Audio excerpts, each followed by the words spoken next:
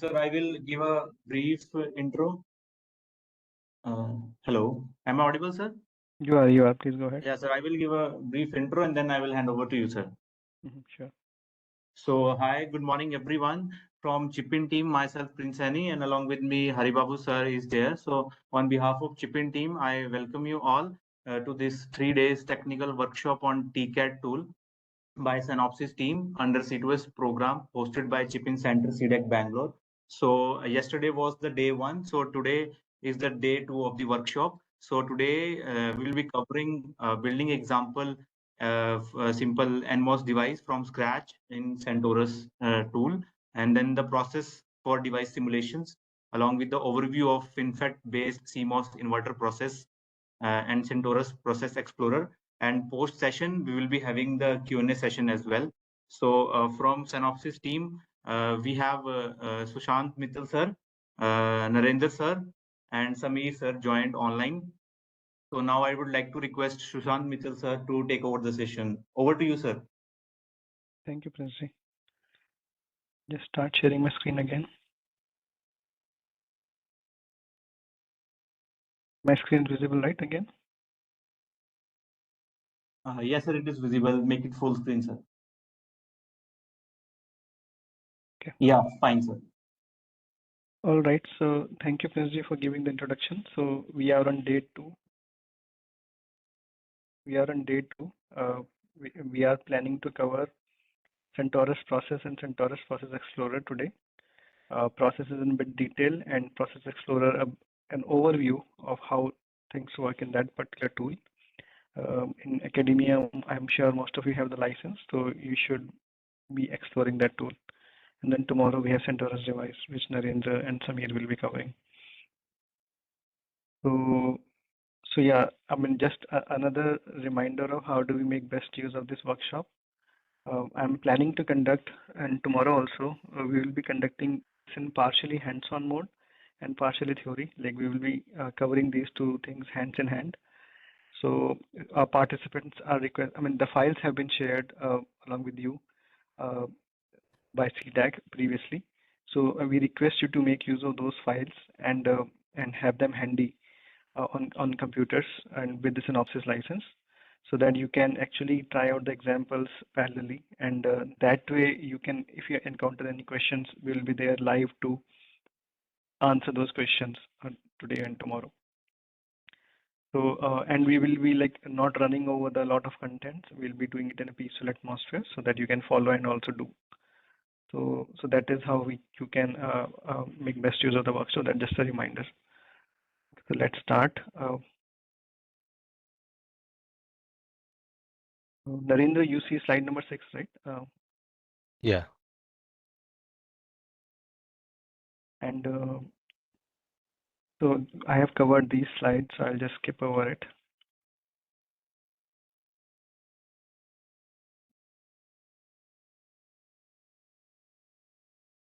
Okay, so I have like a couple of agenda today, like how is a device fabricated in a fab, and I will be seeing a video from Global Foundries to begin the session, and then fabrication flow of a device, and then an overview of CentOS Workbench, which was covered by Narendra, but I'll just still give a very brief overview, just required for me to run my session, and then we will be creating a device structure using S process. And so now I just wanted to play this particular video. Your computer audio, yeah.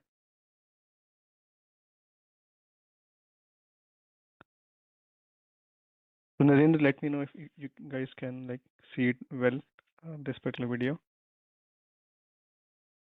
Like how a device is fabricated, I just want to show that. Yeah, Sushant. It's on internet, really they're taking time.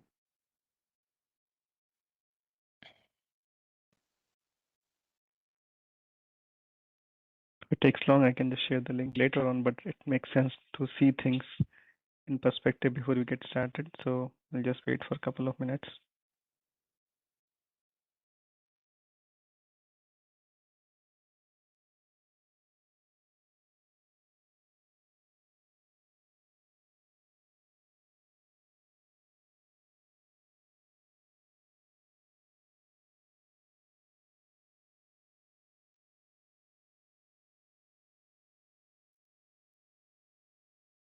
Okay, maybe something is blocking it, looks like. So and I'll share the link. Just give me one. I'll probably playing it from somewhere else.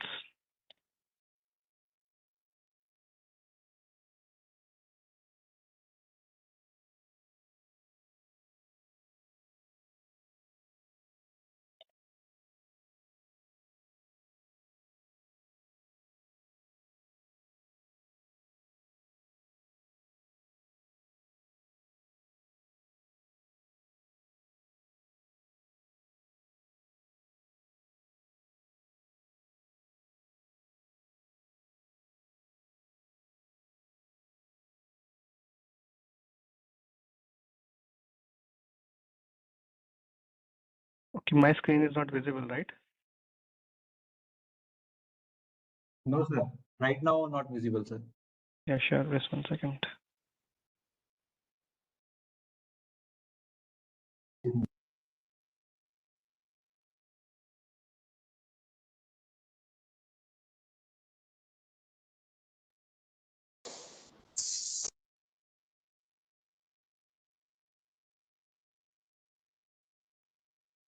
But you can hear the sound from the computer, correct? Yeah, sir. Audio is coming, but your screen is not shared, it seems. I'm just sharing it now.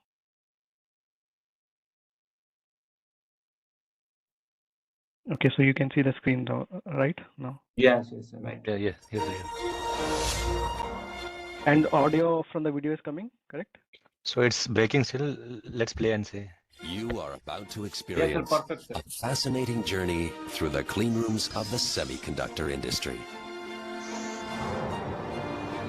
See integrated circuits in the making at one of Global Foundries chip factories. Sushan, Yeah. video quality is poor. Really? Okay. I think this is the best. Okay, we'll just go with it. Okay. Let our experts walk you through the nanocosmos of the atom.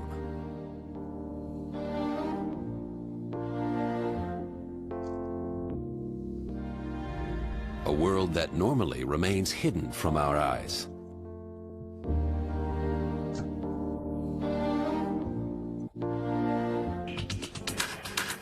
In the beginning is the circuit diagram.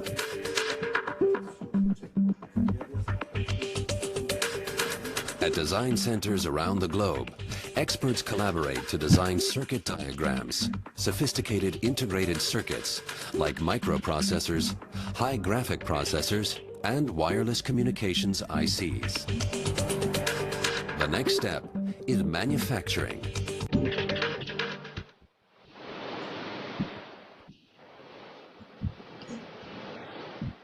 The disk substrates for the microchips are made from quartz sand and are called silicon wafers.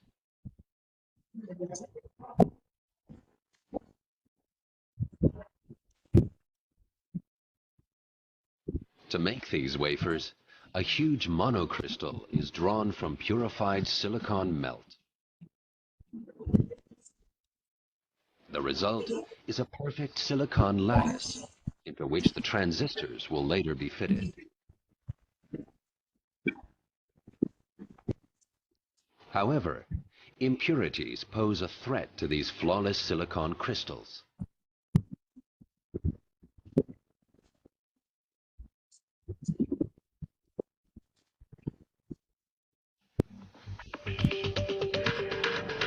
Our Global Foundries manufacturers must therefore take extensive precautions every time they enter our dust-free clean rooms.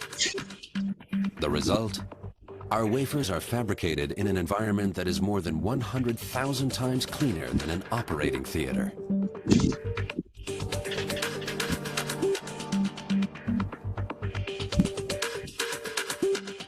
Completely free of dust, the silicon discs arrive at the clean room.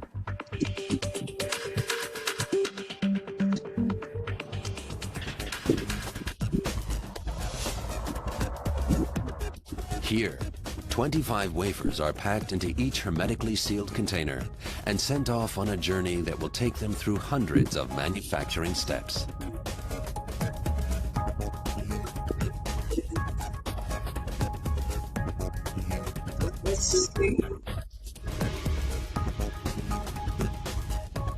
Photolithographic techniques transfer the circuit structures to the wafers, rather like slide projection.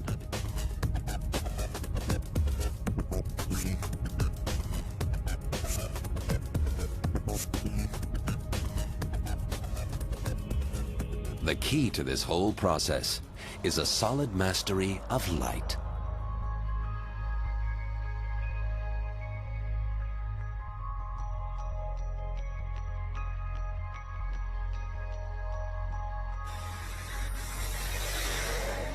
The silicon disc is spin-coated with a photosensitive resist.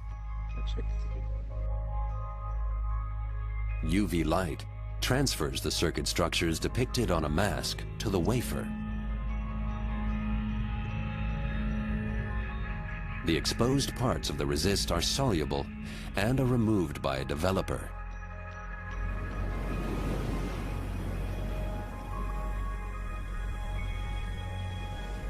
The transferred structures can now be used as a template. The unprotected parts of the water surface are etched away. The structures of billions of small current switches are generated on each wafer, tiny transistors.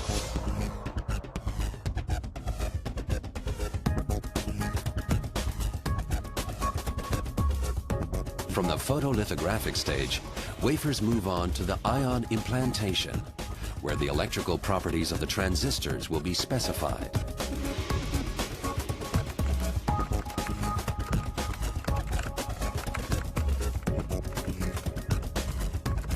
Here, the engineers make good use of one of silicon's most important properties. Silicon is a semiconductor, which means that its conductivity can change via a high precision emplacement of so-called dopant atoms.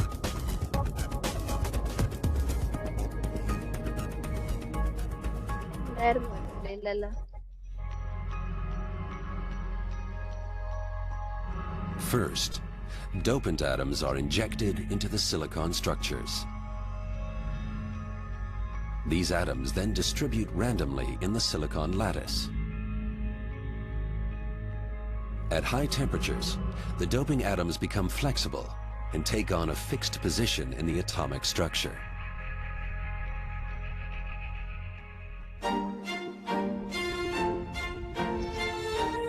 The complexity of manufacturing tiny transistors requires a clean room as big as 2 soccer pitches.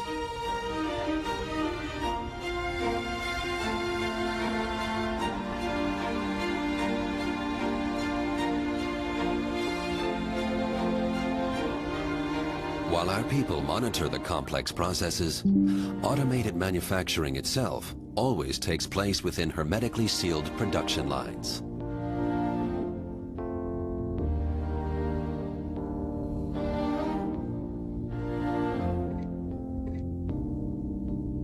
Copper dominates the next process step. The finest interconnect wires link up billions of separate transistors to form integrated circuits.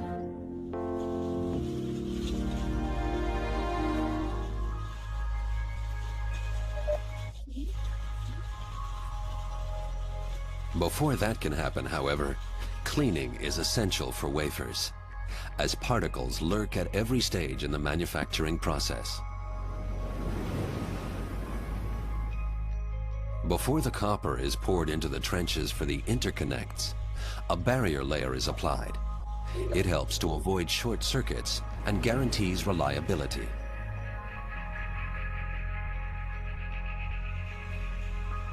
The trenches are then filled with copper.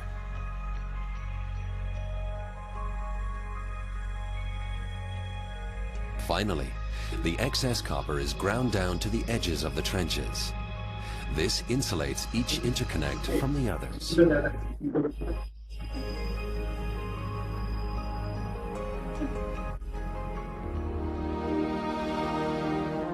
A A microchip made of copper wiring established GlobalFoundries as the first company in the world to adopt copper in volume production. A foundation for the state-of-the-art multi-core processors that GlobalFoundries is introducing today in all product areas.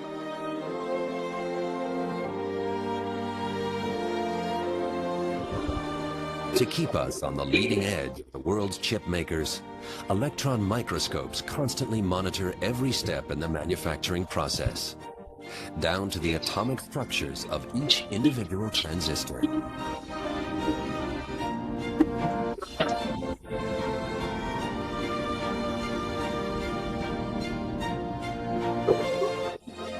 In 2 months, the wafer is ready.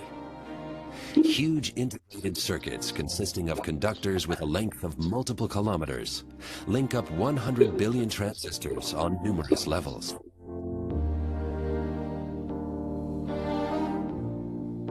And that in a space no larger than a fingernail.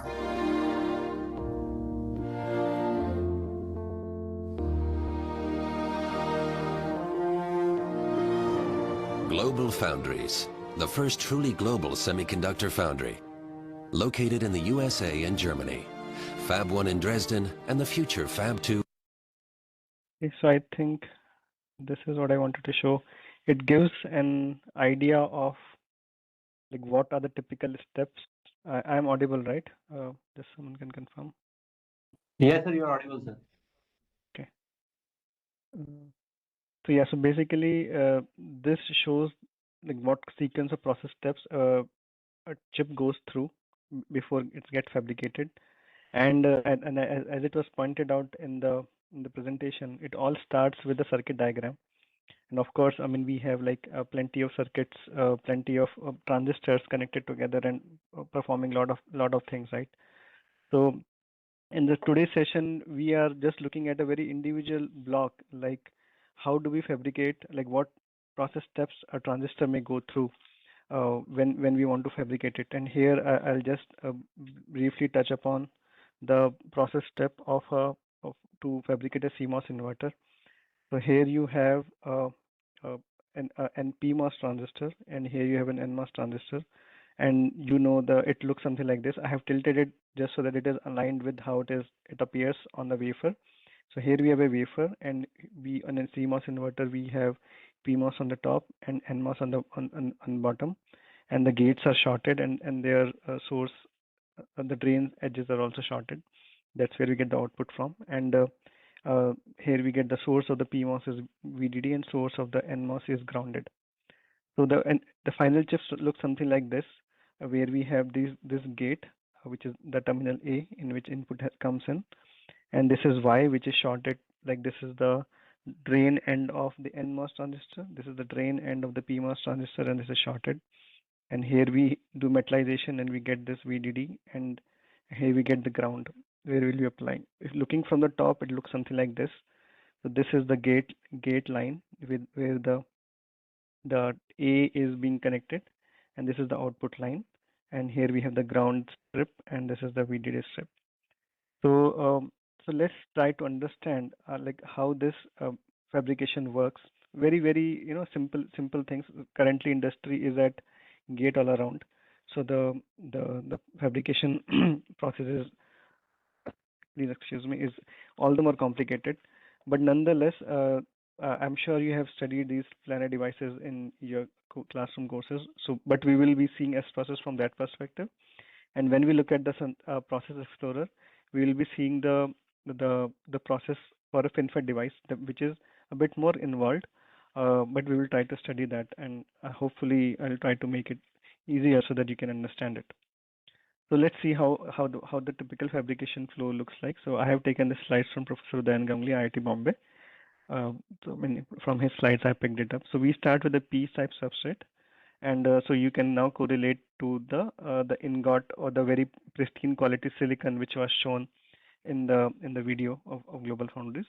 So we start with that, we slice it, and that's the wafer we have.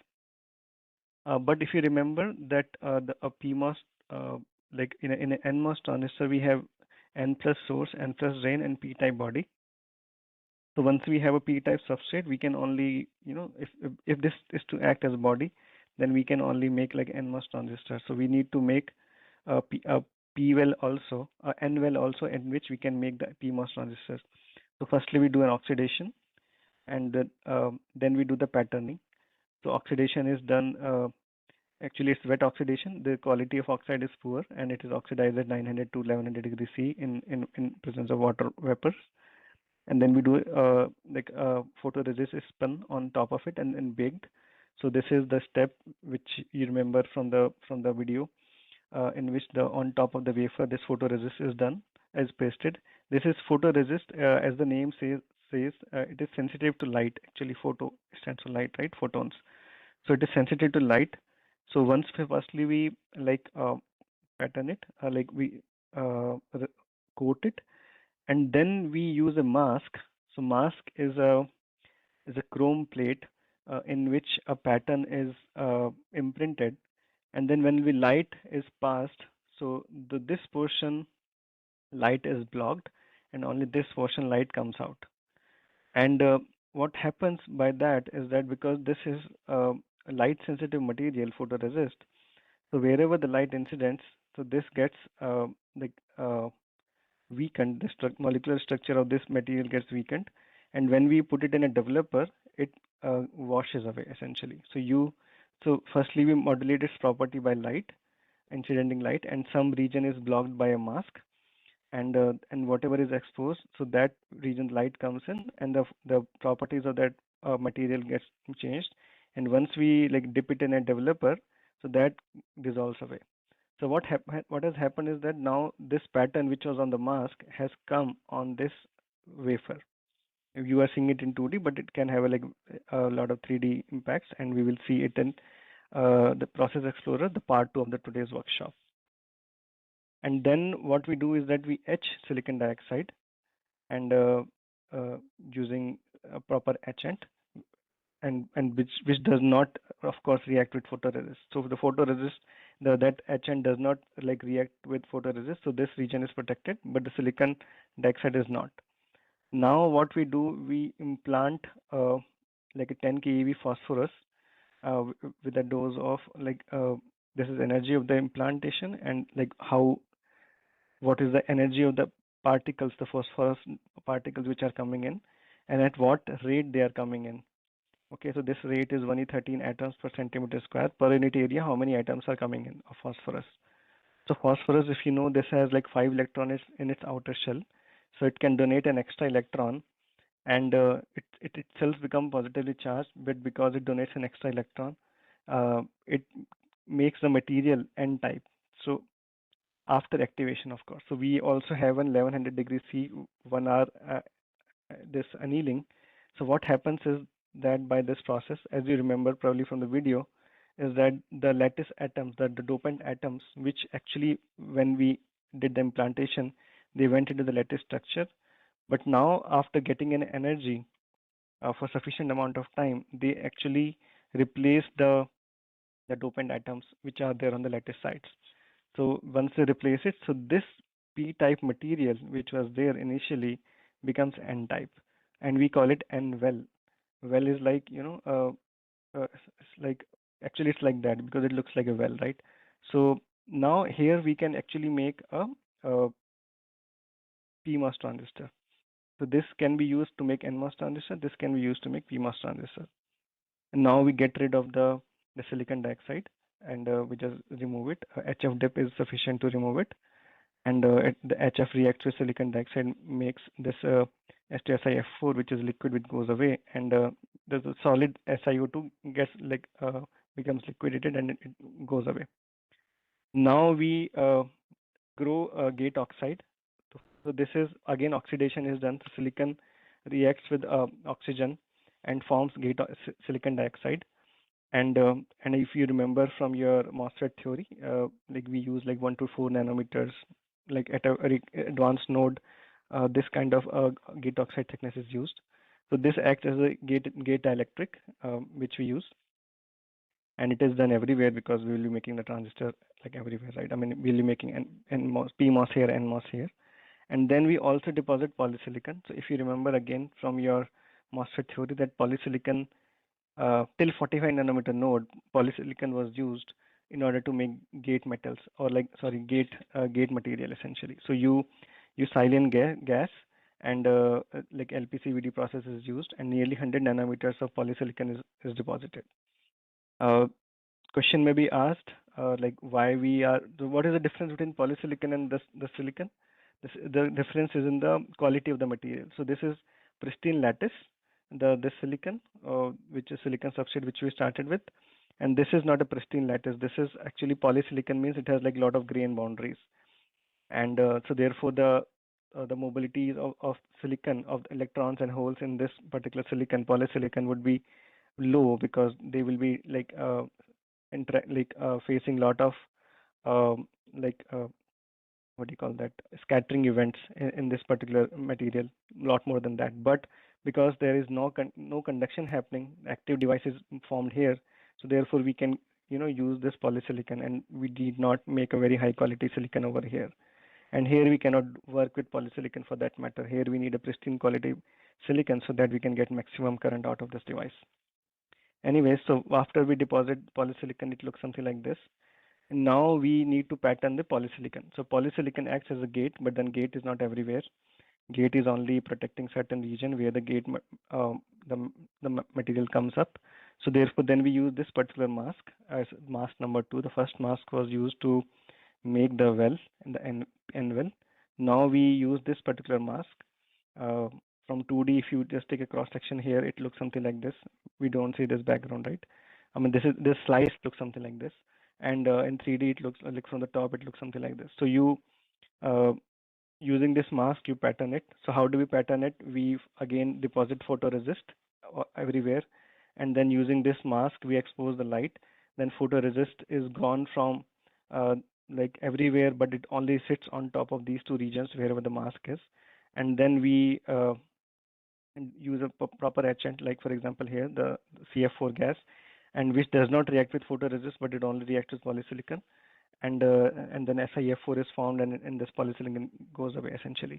So you then form these kind of gates, and then you get rid of the photoresist later on, and then you use the LPCVD process to deposit silicon on top of this, SiO2 on top of this, and then we use P diffusion litho. So okay, then we use lithography to again using the pattern, and we again use this to pattern the silicon dioxide. The silicon dioxide, actually this one acts as a hard mask, and then that needs to be etched as well.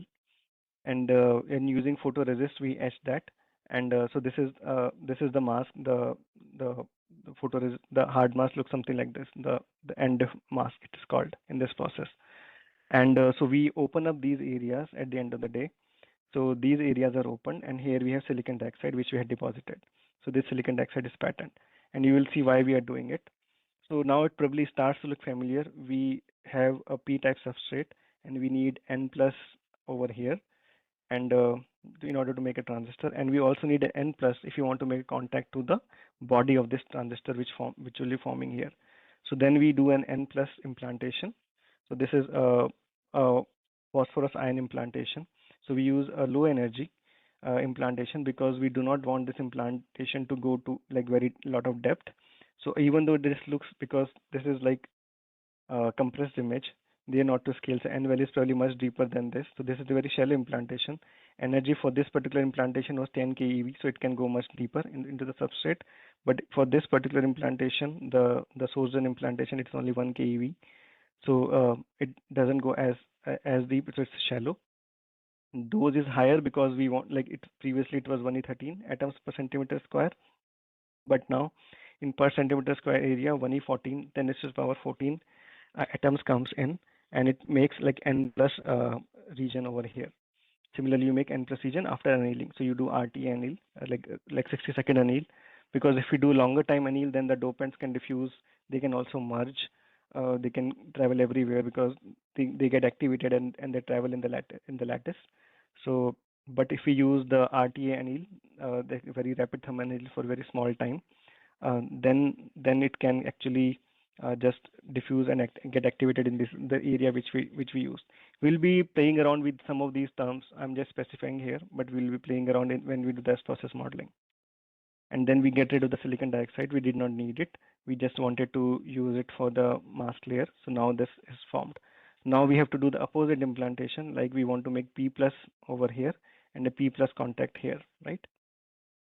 So we start with here, and then we again go to the similar process, and it's the NDF mask 4, mask number 4 is used, and I have skipped the remaining SiO2 deposition and the patterning and boron. Now we use boron as implantation because we need to make a P plus source and drain and P plus contact to this.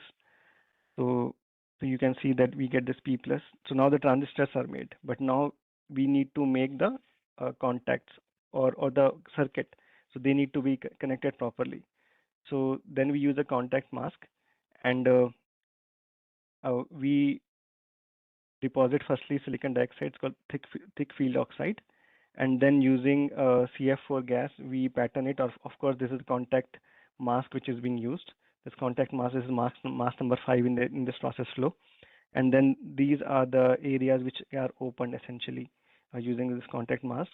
And we are not going into the details of photolithography again, like photoresist. Like firstly, I mean, of course, some images are missing in between, right? You have SiO2, and then on top of that, you have photoresist. And then you use this mask to expose photoresist. And then after that photoresist is exposed, then you use a developer to remove that exposed photoresist. And then using this chemistry, that is photoresist as a mask, and using this chemistry, we get rid of SiO2, and then we get like this, and then we remove the photoresist. Then we get this actually after removal of photoresist. Then we get this kind of thing. Now we do a aluminum deposition, and then we etch it using this metal mask. And so here we have shorted this regions, and this like in a transistor typically the PMOS body is connected to the source, and similarly the NMOS body is connected to the source. So that's what has happened. This aluminum is shorting this N plus and P plus, and this aluminum is shorting the drain edges of this NMOS and PMOS transistors. So this is how this entire transistor is fabricated. So you can see this is the input terminal, which is like in 3D. You can see that you can supply signal here, and you can get the output from here. And then this is the ground terminal. This is the VDD terminal. So we have used 6 masks, 1, 2, 3, 4, 5, 6, in order to fabricate this transistor. Okay, so this is just to give you an idea of like what typical process steps are used in order to make a transistor, and we will be using this in order to understand the S process. So I hope you are with me, Narendra. I am audible, right? And everything is in sync, correct? Yes, Sriram. Okay. So then let's begin with today's training, the agenda which we have for today. Can you display step 5 again? You mean mask 5, am I right? Right, this one. So, so what happens is that we are using, like after this is there, we need to make contacts to some specific locations. So what we again deposit SiO2, which is an insulator, and then we deposit photoresist, and then using this contact mask, we actually pattern it and open these holes. Like so, this is a contact which comes on top of this P plus. This contact comes on top of N plus. This contact comes on top of N plus, and so on and so forth here on PMOS side as well. That's how it is done. And then after this is done, then we deposit again aluminum everywhere, and then we use this photoresist with metal mask, and then we etch this using this chemistry. Chlorine reacts with aluminum and it goes away. So this is the mask, metal mask. I mean, and like aluminum is protected only in this region, and the other region it is removed like that. So yeah, so this is how it is made. And now we will be doing some of that today. So we will be doing simple NMOS N MOSFET, not an CMOS inverter, because we want to keep things simple. And you also want, because the idea is that if you can do that alongside me, then it will be like very beneficial for you. So therefore, we wanted to keep things very simple. So we are just doing one NMOS simulation. And original idea was also, please excuse me, was also to create a mask. But I'm just using a mask like from the which I had already available. But you can use like any like software, Silicon Workbench, or even Process Explorer to create a mask. Time permitting, I can show you guys how to do that later on. But then we will be having a process flow which will be modeling, and then we will be seeing this structure, how it gets formed, and then we will be forming the mesh and do it for device simulation. The device simulation part I won't be covering. This Narendra will be covering tomorrow. But we can see some of these things today anyways. So this is the process flow which we intend to implement in S process. So we'll be first starting with the bare wafer, and what are the commands which are used in S process correspondingly are summarized here. So this is init command, and I think this slide probably doesn't make sense as of now. We can revisit it later on once we revise it. So what you saw was like for a CMOS inverter, but so what you will be seeing or modeling is something like this. So you have a silicon wafer, then we will be depositing gate oxide, or actually growing it, and then we deposit polysilicon. So far it is consistent with what we had. We don't have N well here because we are making only one transistor. So with that, those steps are not there. Then we have a photoresist which is patterned. So photoresist was deposits everywhere because it's like uniformly coats the wafer, and then after the exposure with light through the mask, the final shape, and of course after the development, the final shape of the resist looks like this. Using this resist, we etch the polysilicon, then we get rid of the photoresist, and then I mean, as a zoomed in picture probably looks odd, but then we deposit oxide everywhere isotropically. So this step also was missing in the flow, but we'll be seeing it. And then we etch this spacer. So there's something which needs to be noted, and we will try to see during the workshop and in the hands-on session, that we deposit this oxide isotropically, but when we etch it anisotropically. So what are these two terms? So isotropic means, as name says, iso means in all direction, right? And similar, like same in all direction. So iso means that. So that means once we deposit the oxide, it deposits uniformly everywhere. So you can see at this edge on the top, here, and this vertical edge also, or horizontal edge also, we see this kind of a uniform oxide growth or deposition everywhere. But once we etch it anisotropically, which means anisotropic means that like etch is only in one direction. So we etch only in vertical direction. So this side wall spacers are not etched. And these spacers play an important role in isolation, as we will be seeing. So you form these spacers. And next, the ion implantation is done, which we saw today during the Global Foundries video and also in the fabrication flow. So this ion implantation is done, and once this is done, then we do the activation. So after activation is done, so you get a transistor like this. And then of course we do the metallization. So this is the metal which is deposited on top of polysilicon. And then we use the contact mask and after photoresist deposition to make contact. So this is the final device which we form. So let's start the hands-on lab session.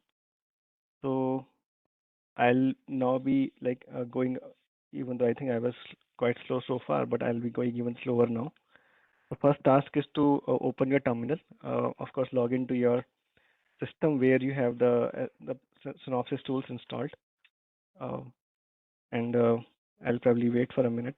So you can log in there and open the terminal. And so terminal should look something like this.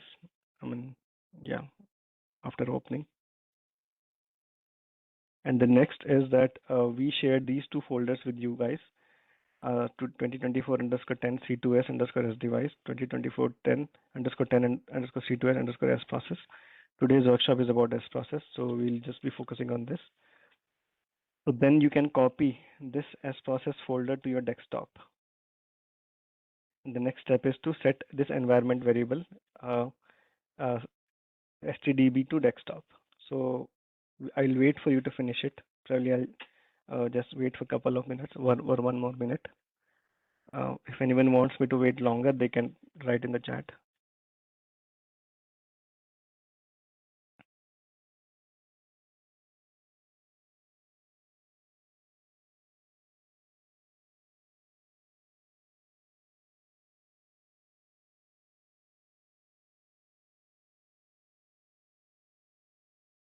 Okay, so I mean, I'm just repeating the instruction. So first we open the terminal, and in the Linux workstation which we have, Synopsys, I'm sure some people are trying. And these are the folders which were shared, and we believe you have access to these. And then copy this, and after the downloading, you can copy this particular folder from your downloads folder to your desktop. And then you need to set this particular environment variable. So these are 3 steps which we are asking you to do on this slide. Naren, is there any comment or something from the students, the chats? No, Shrishant, no in the chat. So yeah, just a minute. 10. Wait for a minute. Yeah, they're asking you to wait. I don't have these files. So Archana, these files were shared actually to your institute's PI, and so it's kind of unfortunate that you still don't have those, because yesterday this was discussion, so we hope that you would have it by today. No, they should have received CDEX, and because if you are able to join, that means you got the email about it, this workshop. That means you also got the email about the files. So yeah, that as excuse is not acceptable. Yeah, Joy, I'm John. Yeah, it was sent via email. So you have to click on the mail, like there is a link. You have to click on that link, and it will prompt to the particular folder where all the files are located. You may please contact your coordinator, institute coordinator.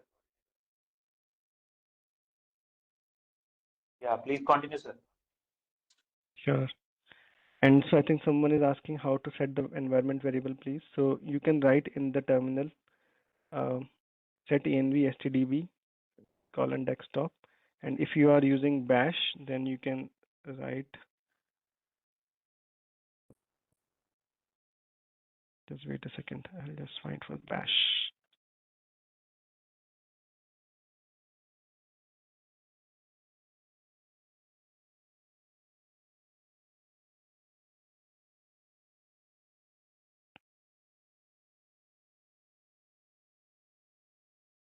So I'll just write in the chat what you have to do for bash.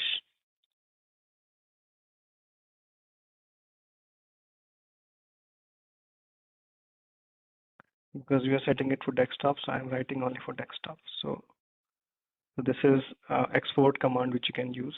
So I have just now shared it in chat, Pradeep. This was for you. Okay, let me share my screen again.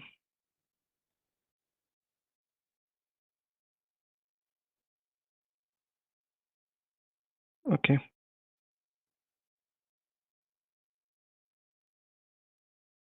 So I'll just wait for one more minute. So this is the instructions. Narendra, I'm audible, right? I just confirm. Yes, Shrishant. Yeah. So you open a terminal, and then these are the folders which were shared. Get this particular folder as process folder, copy to a desktop, and then set it your environment variable stdb to this desktop. And then you can check actually if the environment variable is set right. So you can say echo dollar. I'm just writing it in chat, echo dollar stdb. And then if you do this, then it should give an answer like desktop basically, or something like that. You can check if the environment variable is set correctly. So I have written the command in the chat. Okay, so this is first thing. And probably I'll also do these things parallelly so that we are on sync, we are on the same page.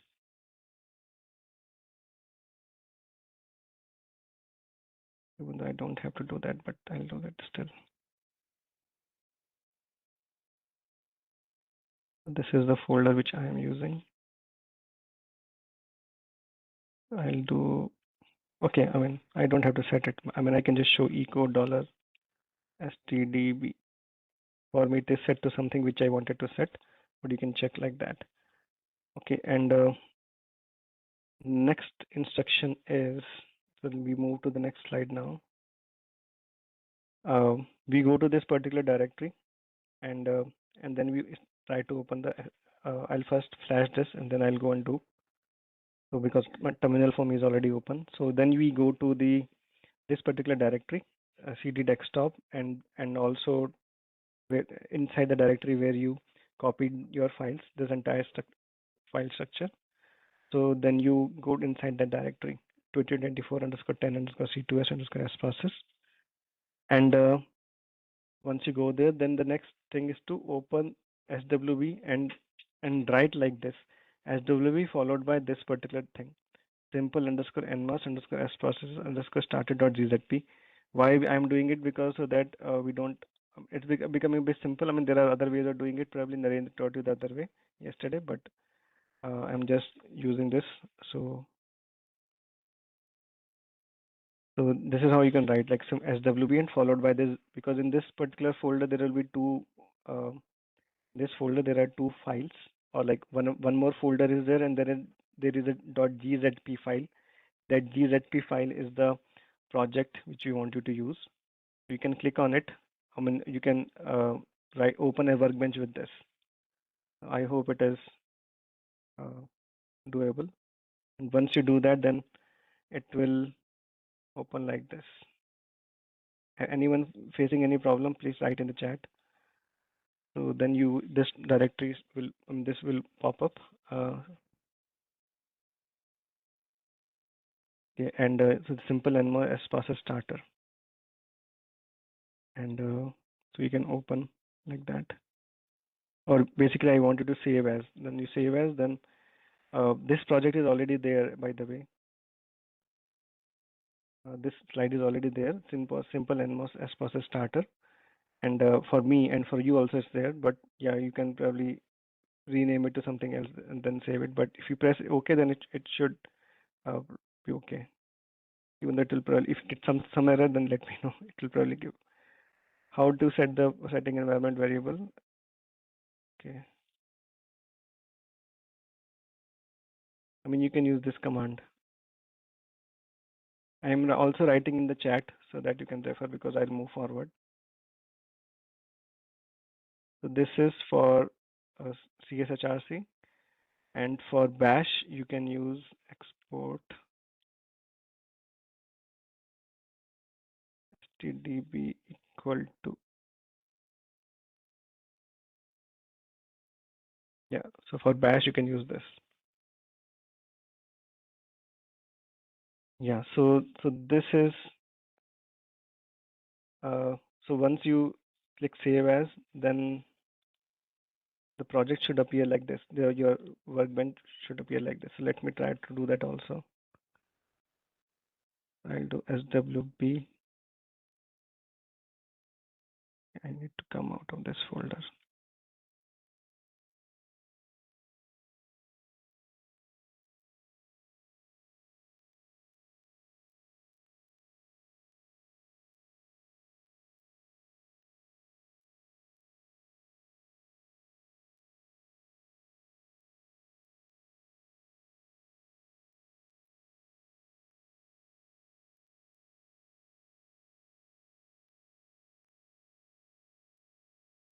Okay, so you see this window. So this window should have come,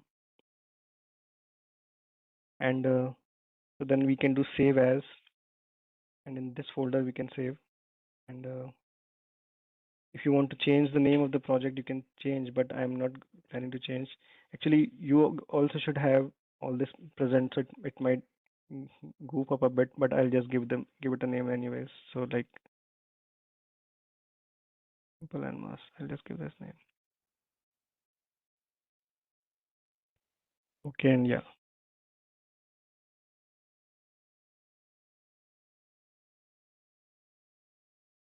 So then you see this folder.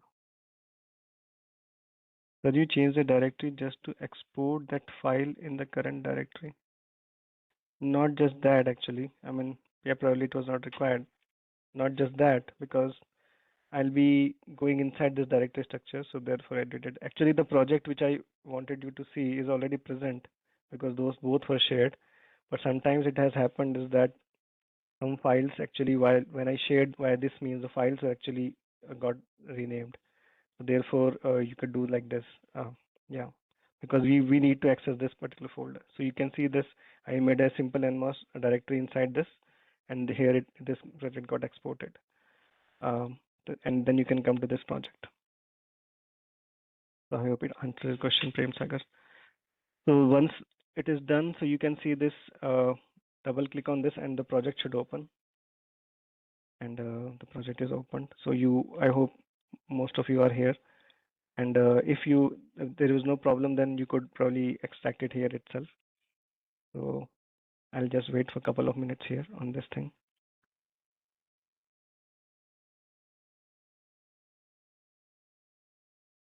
I hope you are with me. Any concerns, write in the chat.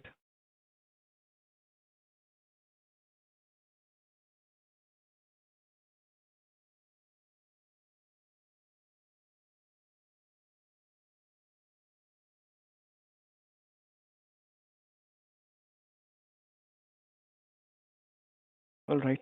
So, okay. So once we have it, so this is the Centaurus Workbench project. So therefore, the workshop is arranged in a way that on day one we had Workbench, so that because we will be using Workbench to some extent today, not like a lot of things, but some extent. So this is the Workbench, and here we have Project Browser on the left. What Narendra told you yesterday. This is Project Browser. This is the project we have. Couldn't find the file descriptor referring to the console. I'm getting this error. I'm sorry, actually, I don't know. Unless we have access to your system, unfortunately, I cannot help you. But then I would suggest that this is also being recorded. Then you see this recording later on after the issues are sorted, essentially.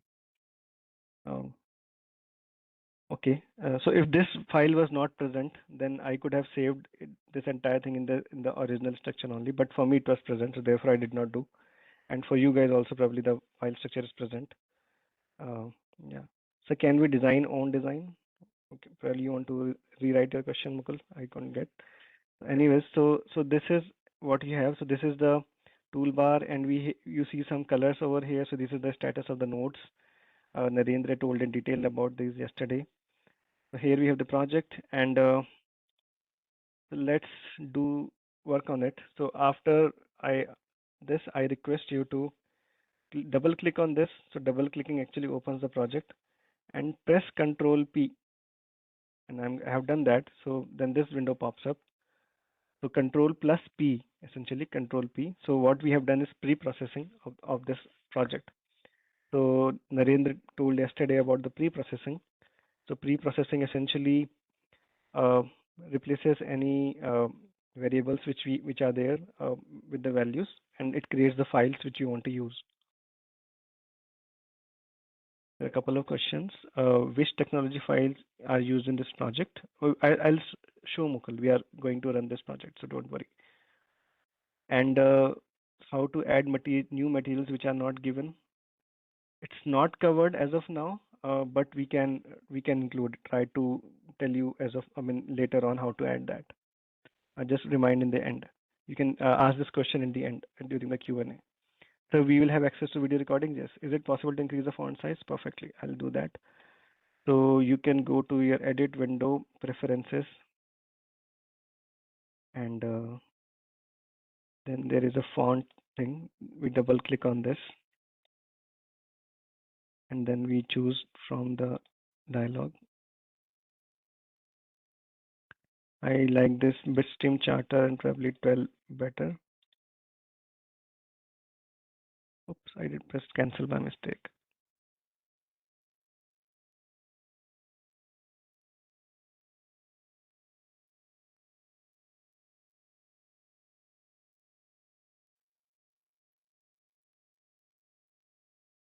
Apply. So this left side font has increased, and then there is another font which you need to change, which is in the table. Change table font.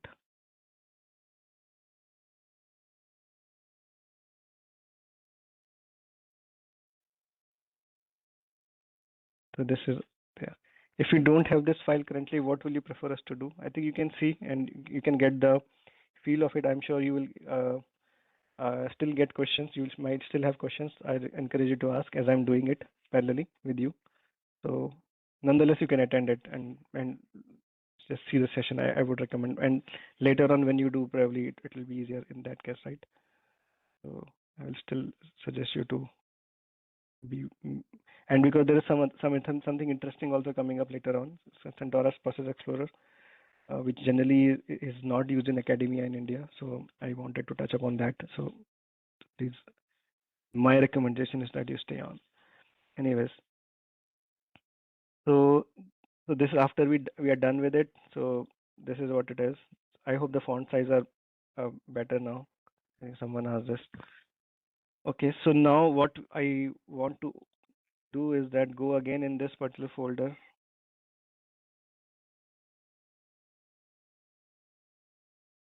Okay, something has happened. Am I audible, Narendra? Yes, yes, Sushan. Okay, somehow my Citrix has disconnected.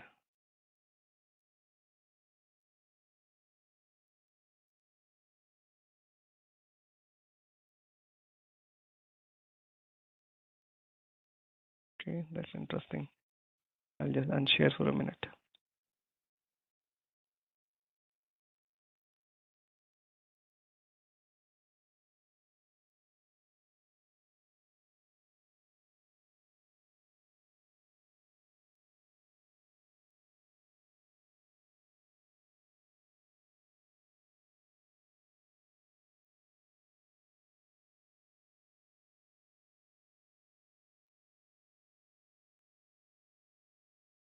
Okay, it is back. So I'll just share again.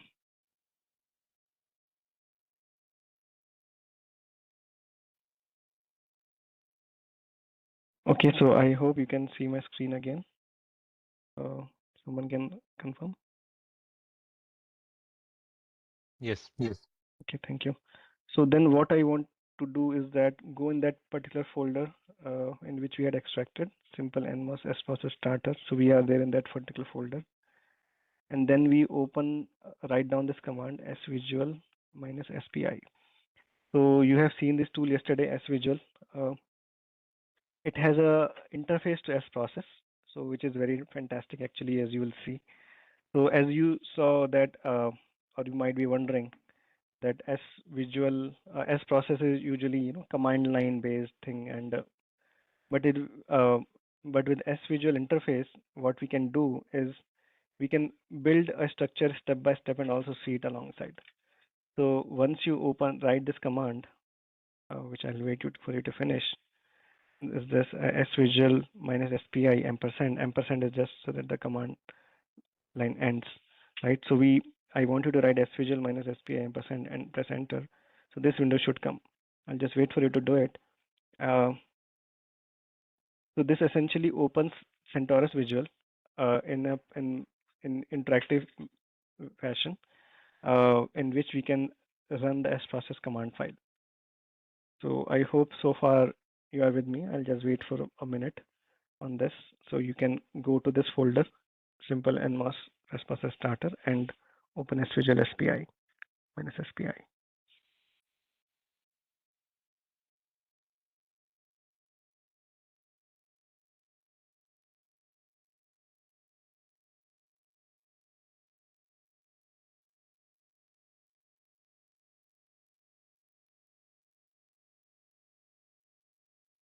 Okay, so I hope people are with me, and now I am here The next step is to open. So this is the icon which we want to focus on, simulation control, and this loads the file. And then because we opened it from that particular folder, so it automatically loads it. And then I want to load n4 underscore fps.cmd. So where is this file coming from? So it is coming from this particular node, n4 node.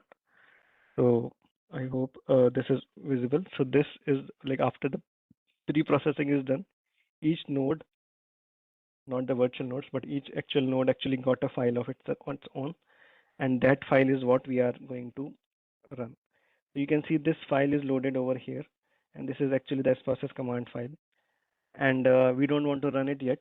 We want to first like see like what is present, and then we will see it step by step. Okay, so far I hope you guys are with me. So this n4 underscore fps.cmd is loaded here, and yeah, that's what it comes. So now let's try to understand it. So I hope you have loaded it, and then we just want to, I just want to show you how it looks, like what we are seeing essentially. So firstly we have like I'm just now going to explain few command files before we actually run them, so that it makes sense, what we are doing.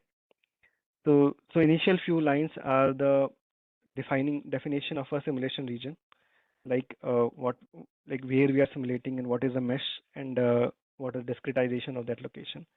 So we have like this line commands, four of them, actually five of them, and where we have like line Y, location, spacing, and then we are tagging them.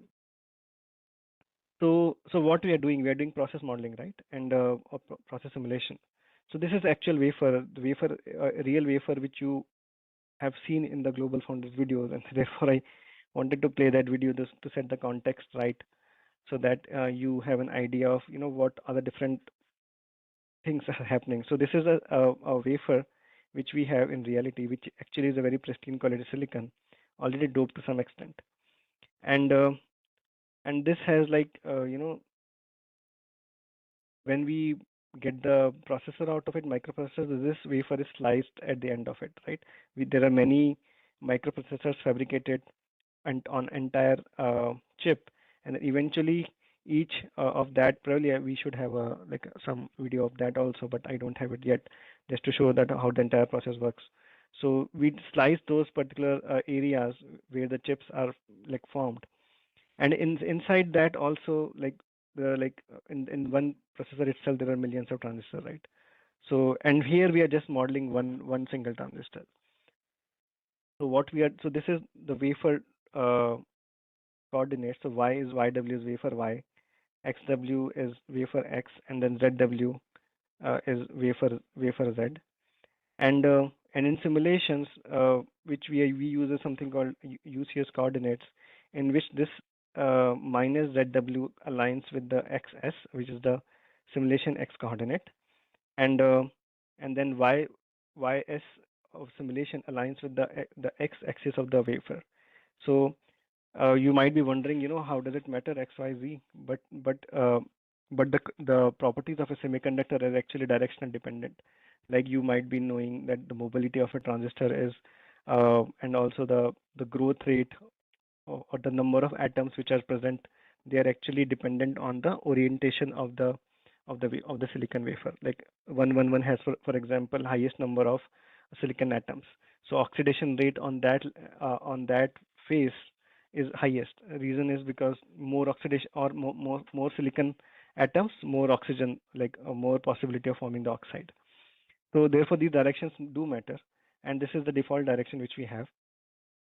And in simulation coordinate system, we simulate like this kind of a very teeny box, because we just want to model one particular transistor.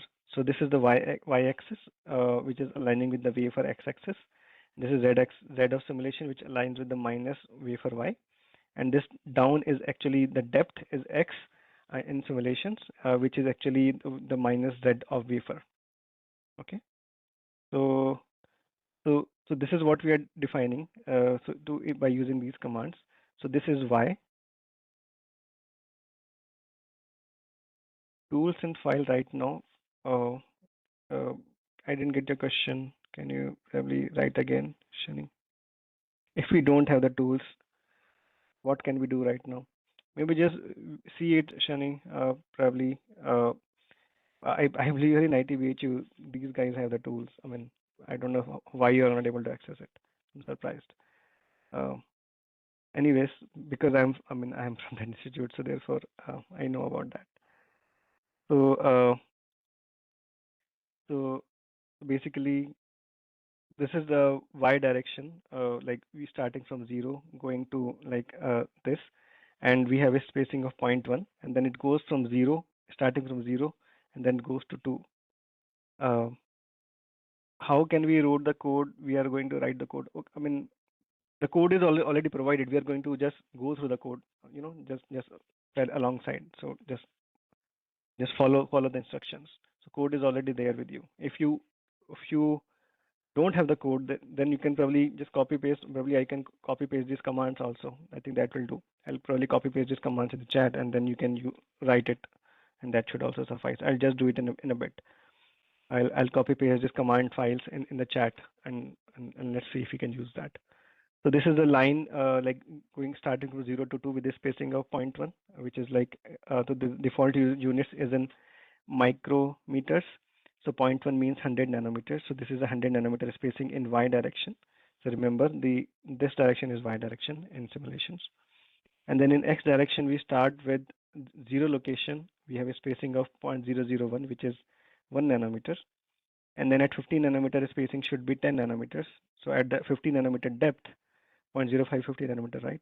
The spacing should be 10 nanometers. And then at 10 micron depth, which is fag end of the wafer, it should be not the wafer, what we're simulating. Wafer is like millimeter thick, right?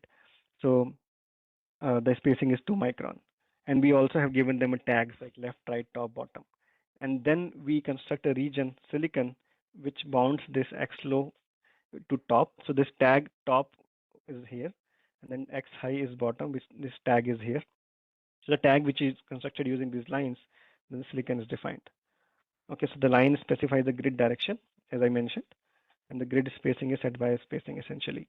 And the tag is the parameter to determine the target region referenced by the region command. In the region command, we specify the material of the simulation target area and refer to the tag parameter within the command line, basically. Okay, so this is what is the region which is defined.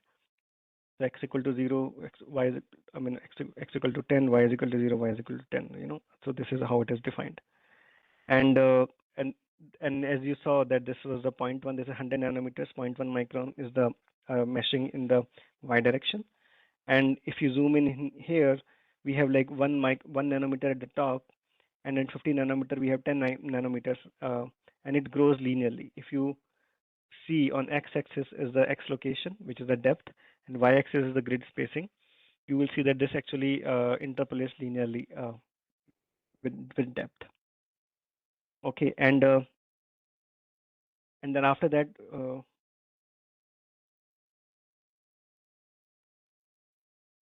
there's a thing I don't have these files and tools. How can I practice? Can you send me the files and tools? The tools assumption is that tools are there in your institute, and another assumption is that the files also have been shared with you. And but for files, I'll just share the file, at least the command files in the chat in a bit. So if you can open the tools as mentioned previously, I can repeat that. Yeah, and then you can run. I'll just do that, Pradeep. Just give me a minute. So then this init command specifies that the wafer. Can you explain about spacing? I'll just do just one minute. So this is init concentration, and then field type boron, and then there is another tag which is called not delay full D. So this is to actually enable 2D simulations. Default is 1D till it is necessary, and don't want to go into details of it. But if you don't have this, like if you do remove this particular thing, then the simulation actually runs in 1D till there is a requirement. For example, you are running an oxidation, and if you have to oxidize the entire thing, then it will take probably a lot of time. Entire thing in the sense entire wafer it will take, because it will simulate the entire thing together, right? it will probably not be clear if I mention it. I'll probably show. Just 1 second. I mean, later on, maybe. I'll keep it in mind. So, okay, someone asked about spacing. So, this grid spacing, because these are the grid points at which the equations, the partial differential equations are solved, which I think Samir mentioned yesterday, and I also mentioned yesterday. So, this spacing is defined using like this, But in x direction, we have the wafer at wafer depth, and we know that a lot of transistor action is happening on the top, like oxidation or implantation or even sourced in region are placed on the top. So we want those region to be very finely meshed. So therefore, at the interface or at the top, we have it like 1 nanometer spacing. So once you zoom it in here, and we will see it in a bit, this will be 1 nanometer spacing, as we mentioned here. And if we go to the down, it will be like 10 nanometer at 50 nanometers location. And at the fag end, which is like 2 microns, where it is like 2 microns at x equal to 10. So it will be like 2 microns here, it will be 2 microns. Like you can see this between from 8 to 10 is 2 micron, right? And it is like gradually linearly increasing. So that is how what is shown, that it is linearly interpolated. We have specified only this point, and this point, and in between it is linear interpolation is done. Okay, so let's go to the lab. Now we will use this to execute till line 7, and I assume, as I understand, that many of you don't have it. So I'll copy paste this command file. So if you can open the tool using svisual, okay, maybe then we will just do it a bit differently now. So let's open a gedit tool, gedit, simple.txt. You can do this, and then I'm copying paste this thing. Allows me to copy. If not, I'll open something else. So this was not planned, but I'm just doing it because there's a request. gbim gedit.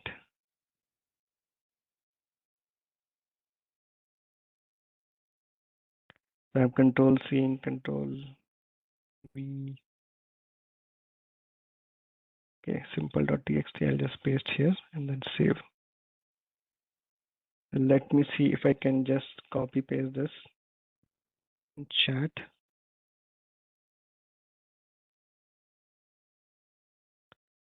Here you go. You have the entire command file in front of you now. Let's see if you can execute it. So copy paste it like what I've done. It should like this, like just put it somewhere on it, on your computer, on the Linux machine where the CentOS is installed, and then open this svisual minus SPI link, svisual minus SPI. Just do that. Like I think I have done it here. I can just write the command in the chat. So firstly save this whatever I've mentioned in the chat in a file, and then open svisual minus SPI like this. Okay, and but hopefully that someone has been already following. So for them, I'll probably then again load the simple.txt project. I did not save, I guess.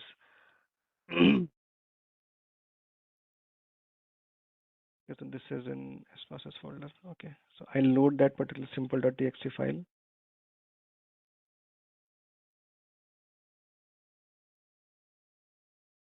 Okay, I think we need to save it as simple.cmd because this interface does not recognize it. So what I'm going to do is that I'll just for me rename it, and you can also rename it. I'm going to rename simple.txt to simple.cmd.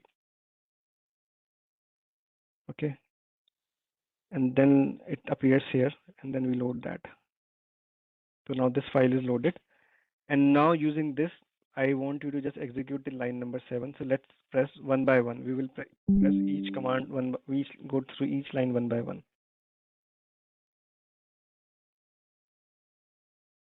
Okay, so you can also see what are the things happening. So it has like executed this particular line. There is nothing to be shown here because the structure is not created. So we'll just press one by one, and don't overdo it. I want you to just do it till line number 7. After you press line number 7, so you will see the wafer created here on the left. I hope you are with me. So far, so good.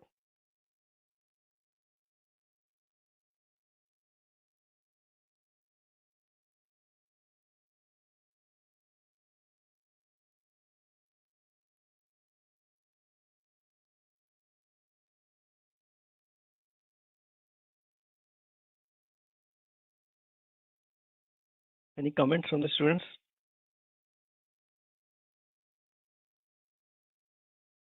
Okay, we are here. Thanks, Prem Sagar. Okay, then I want you to go to this view, panels, and data selection panel. So again, repeating view, panels, data selection panel, then this panel will come. And I'll probably shrink it. You can adjust the size. Probably you guys are already sorted. I'll just, for me, I'll try to adjust. Compress it a bit. So there is a slight icon here in the middle, which you can probably scroll. And then you can see, enable this meshing. Sorry, here, enable this meshing. Disable the boron for now. So you can see this, whatever you have specified over here is shown. And now on the right, we have the zoom button. So using this, you can create a box and you can see. So we will try to see right at the top again and again, zooming it in. So you can see this is 1 nanometer actually spacing. You can again go back and probably will do it on the edge. You see, this is 1 nanometer, which linearly increases. Okay. So you can check that. I hope it makes sense. Does it? Okay, so I think so far it's fine. Okay, so far it is fine. Then here I think we have covered. So now the file is of course is present with you, so you can. I don't want you to run it as of now. I want you to do something else. So now what we are doing is we are going to read the layout. Remember, because we are going to do some patterning and in order to form the device structure. So firstly, we read the layout, and this layout is mask layout.gds. So it is present in the file which was shared with you. Okay, so here the problem will come. Like if you're doing this simple and simple.txt, you guys will not have this GDS file. And I don't know how we can send it to you. In this folder, we do have a GDS file. This mask layout.gds file. And that is not a text file. I mean, you cannot just copy paste it. So yeah, I mean, I should have had this actually. This is, I mean, this session is designed for hands-on, but yeah, I mean, you can still follow. Well, you can get some questions. So anyways, so let's now proceed a bit on some theory side of things. So we have a layout GDS file. So people who have worked on the layout files, the GDS files, so they must be aware. So this is a standard file used across industry, GDS, and another extension of the file is OSS file. So we have a cell over here inside, it's called cell CIL to GDS. And there are various layers which are present, which each layer depicts a mask layer. And here we have 2:0, 3:0. And then these are the names of the layers: M contact, metal contact, I mean MCon for short, and then polygate, POLY, poly for short. And then we have this sim2D region, which is like start going from 0 to 500. I mean, sorry, actually, I just lost my mind. So this is like the xmin, xmin, ymin, and this is xmax, ymax. So and this unit is actually in nanometers, but then we have to convert it to micrometers because that's what our simulation tool reads. So default unit in GDS file is nanometer, and then we convert using this scale factor by 1 e minus 3 to 2 micrometers.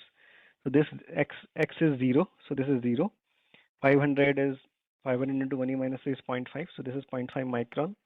And then we have this x equal to 2000, which is here, and then x max, I mean, and then y max is also 0.5, like because it's a 2D line, right? So this is like 500 nanometers. So we specify the layout file, and then we specify the layer numbers, and then we create the simulation line, because we are simulating only a line.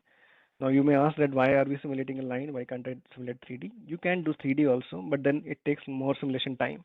And if the effects are 2D, so we simplify in simulations, we want to simplify our studies as much as possible because we want to save the compute time.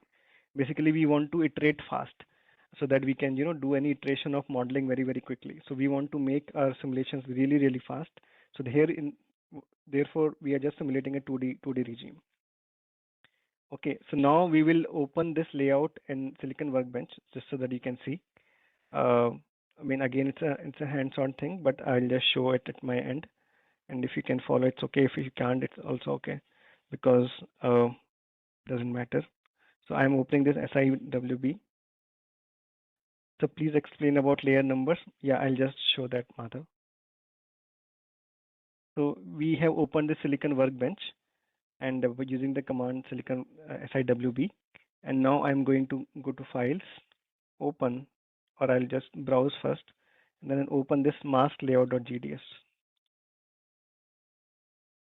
So this is what is opened, and we can see there are like one colored, like basically there are two colors which you can make out, like this is blue and this is green in the middle, and this is the cell, the CIL to GDS, and we can see on the left these are the layers which are present, like 2:0, 3:0.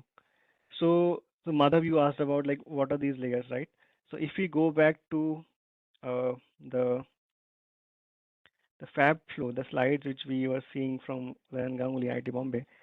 So this is the different mask which we have. Like this is NWell which we use initially, right? In order to make this pattern, and then we used this gate pattern. So these are actually different layers on this. So GDS file has all the layers essentially. So once so basically it has the entire technology information, like all these six masks will be present in one GDS file. Okay, and so this GDS file will have like six layers of mask, and they are differentiated by layer numbers. So therefore we have like two layer numbers here, like 2:0, 3:0, because I'm just showing a very simple example in this case. So once you open it, you will see this like source, gate, drain. So this is source, this blue color region. So we are going to use them together. So they are on the same metallization line or the same layer line. And this is the gate region. I think there was another question. Let me just see. Can you please start from Silicon Workbench, please? Sure, Vijay. Just to that, I'll to Madhav, I hope it was clear. So Samay, yes, this PPT will be shared, so don't worry. Okay, so Vijay, you want me to start again? So even though it's a very small thing, I don't want you to like do it anything, but just wanted you to visualize it. So I'll just close this Silicon Workbench. So I again press I think the font size is very small, but just bear with me. So SIWB is what I press over here. Then we can just go to File, Browse, and I'm opening this mask layout.gds, and this is open essentially. Okay, and you can zoom it in and all. Okay, yeah, and you can see the layers. You can also, I mean, this is not a tutorial on Silicon Workbench, but you can create and do edit layout as you wish to. So yeah, initially I thought that I'll cover that, but I then felt that probably it's a bit out of scope of this course. Okay, so this is the layout, and then what we want to do is that read this thing. So we will execute in the lab till line number 13. So let's execute till line number 13 so that this is red. This is line number 10 is red. 12, 13. So we are good. So no changes observed here because we are just loading the mask and it goes into the memory of the tool basically. Okay, and so then comes the third part of the command file, and which is the thermal growth of oxide. So we are going to use this diffuse command. So which happens, so thermal growth of oxide is essentially we oxidize the silicon essentially. And so when the silicon comes in touch with oxygen, O2 gas, then it will form SiO2. And so the P doping showing besides N plus plus, is it substrate? It is substrate actually, yeah. This is substrate. This is P doping is substrate. So we basically use this command to grow an oxide. So temperature defines the annealing temperature or the reaction temperature, and then this is annealing time, like how long this reaction will continue, and then what is the ambient, like oxygen, water vapor, nitrogen, or something like that. Okay, and so you can use like different patterns in it. You can also have like flow rate defined, and then it can run it for some amount of time. What is the ramp temperature, like going from starting from one temperature to the another temperature, and for how long you run it. So like going from 900 to 1000 C in 90 minutes. You can specify like this. You can also have an epitaxial growth. So basically run it for 10 minutes and with an epitaxy with a doping of 1e16 and a thickness of 2 micron. So you can actually run this entire process realistically. Okay. So now we will just run this command line, only line number 15, and then we will just take a short break.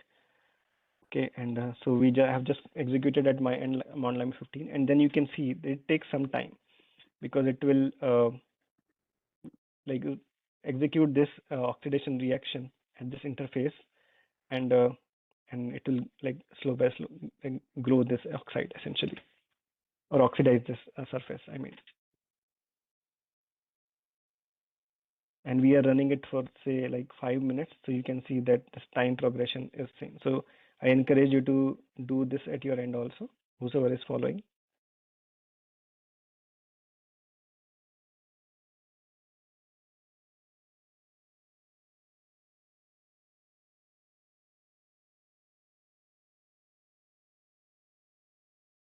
So it has executed for me for my end 5 minutes, so now it should end. So yeah, it has ended. Okay, so once the command is executed, you will see that this is grayed out. And now let's see. So you can see many more fields have come up on this, and we don't want to see a lot of them. Probably we'll just see net active for now. Okay, and I will disable meshing in silicon. There's an oxide which has come on top, which we will zoom in and see. Probably I'll just remove net active also so that we can see the oxide. All right, so you can see if I zoom it in, very small oxide, I think couple of nanometers is grown. So I hope you guys have studied about the oxidation or the volume expansion by oxidation. So you can see that some silicon is consumed because we started silicon from zero. So this much amount of silicon is consumed, and this much amount of oxide has been grown, or sorry, oxide has generated because of the oxidation process. So you can see this has happened. So now we will, this is 11:05. We will take a break till 11:20, and we will resume that time. And so you can, it may be likely that for some of you this step has taken some time because depends on the processing power of the, but I hope you are using good quality compute servers, then it should be fine. So yeah, you can also, I mean, now you can play around it. Don't run here anything here, but you can see the meshing and oxide and how it is very coarse and silicon, and maybe some other things what you want to explore, whatever. You know, some stress has come up in this because of this, so you can see these things. Okay, so any questions? I'm available to take questions, but I mean, if someone wants to take a break, they can take till 11:20.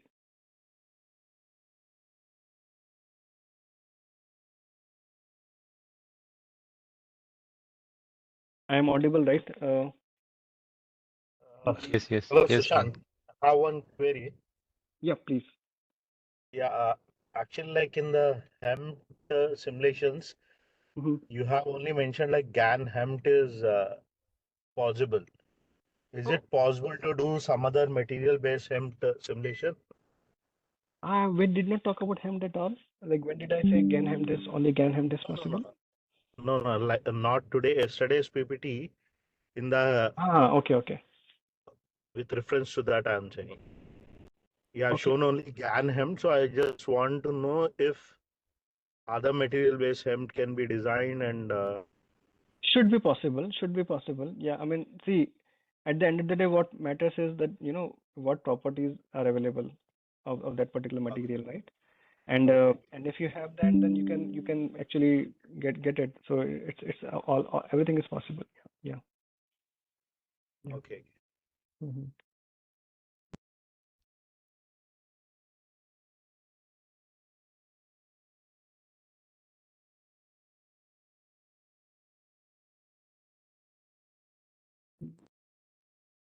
Any other questions, they can please write in the chat.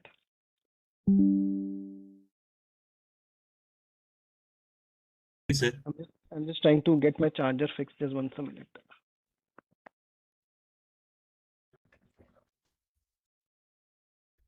Yeah, please tell me. Yeah. Sir, if I wanna include any PAR file that is not present, like SZO or HSO, then where I can find it? If the PAR file is not present, so basically, Huh. who is this? Who is asking this question? Like if I wanna introduce any new material which is not present in there. I can send you an email. Can you just send me an email? I can reply to you. I mean there is a Okay, sir. Yes, sir. I yeah. will mention my email ID here only. Or yeah, please do that. Okay, sir.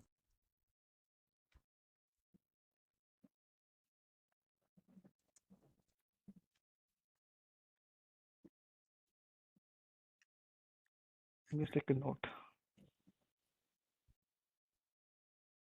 Is it visible, sir? Yeah, I can see. Yep. Okay, sir. Thank you, sir. Naren, my screen is visible still. Yes, it is visible. Yes, yes. All right. Has something changed, Narendra? Like, is it equally fine, or is it the font size have reduced? Because I plugged in another monitor, or everything is similar. The font size got changed, I think. I mean, a lot, or is it fine? Uh, I think there's a earlier it was much better, but now I think it has reduced. Reduced, right? Okay, let Yeah. me try to fix it. Okay. So why we need Rocky Linux when we can use Windows for simulation? So basically, Tcad, this software is installed on like it's Linux based, so therefore you need Linux. There is one software, Process Explorer, which you can use on Windows, which I can show. But yeah, otherwise most of the Tcad is on Linux. Let's explain about meshing at interface, which of nanometer thickness. We'll talk about meshing in a bit. I was absent in yesterday's class. Is there a materials library, or we have to define every material which we use? There is a materials library actually. I think Narendra talked about it, material DB, right, Narendra? Yes, yes, Vishan. Yeah, so there is a material DB which is present. So you can see the slides from yesterday, which will be uploaded in some time after today's session. Then you can see. Actually, I'll take a break now for 10 minutes. So let's meet at 11:20. Okay, thank you. Bye.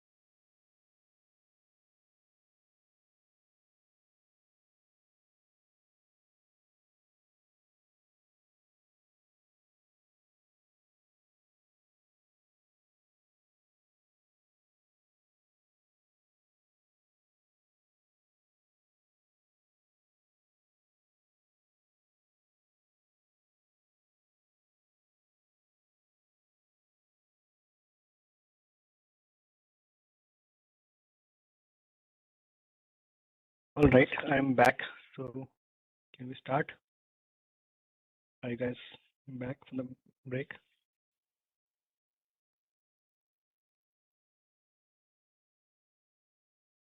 Just wait for a couple more minutes, then we can do.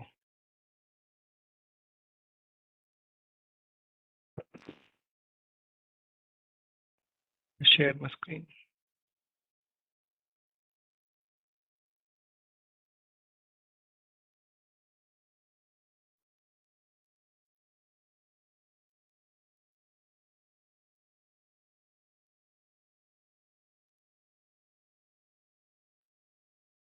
Is my screen visible? Yes, sir. Screen is visible, Yes. sir.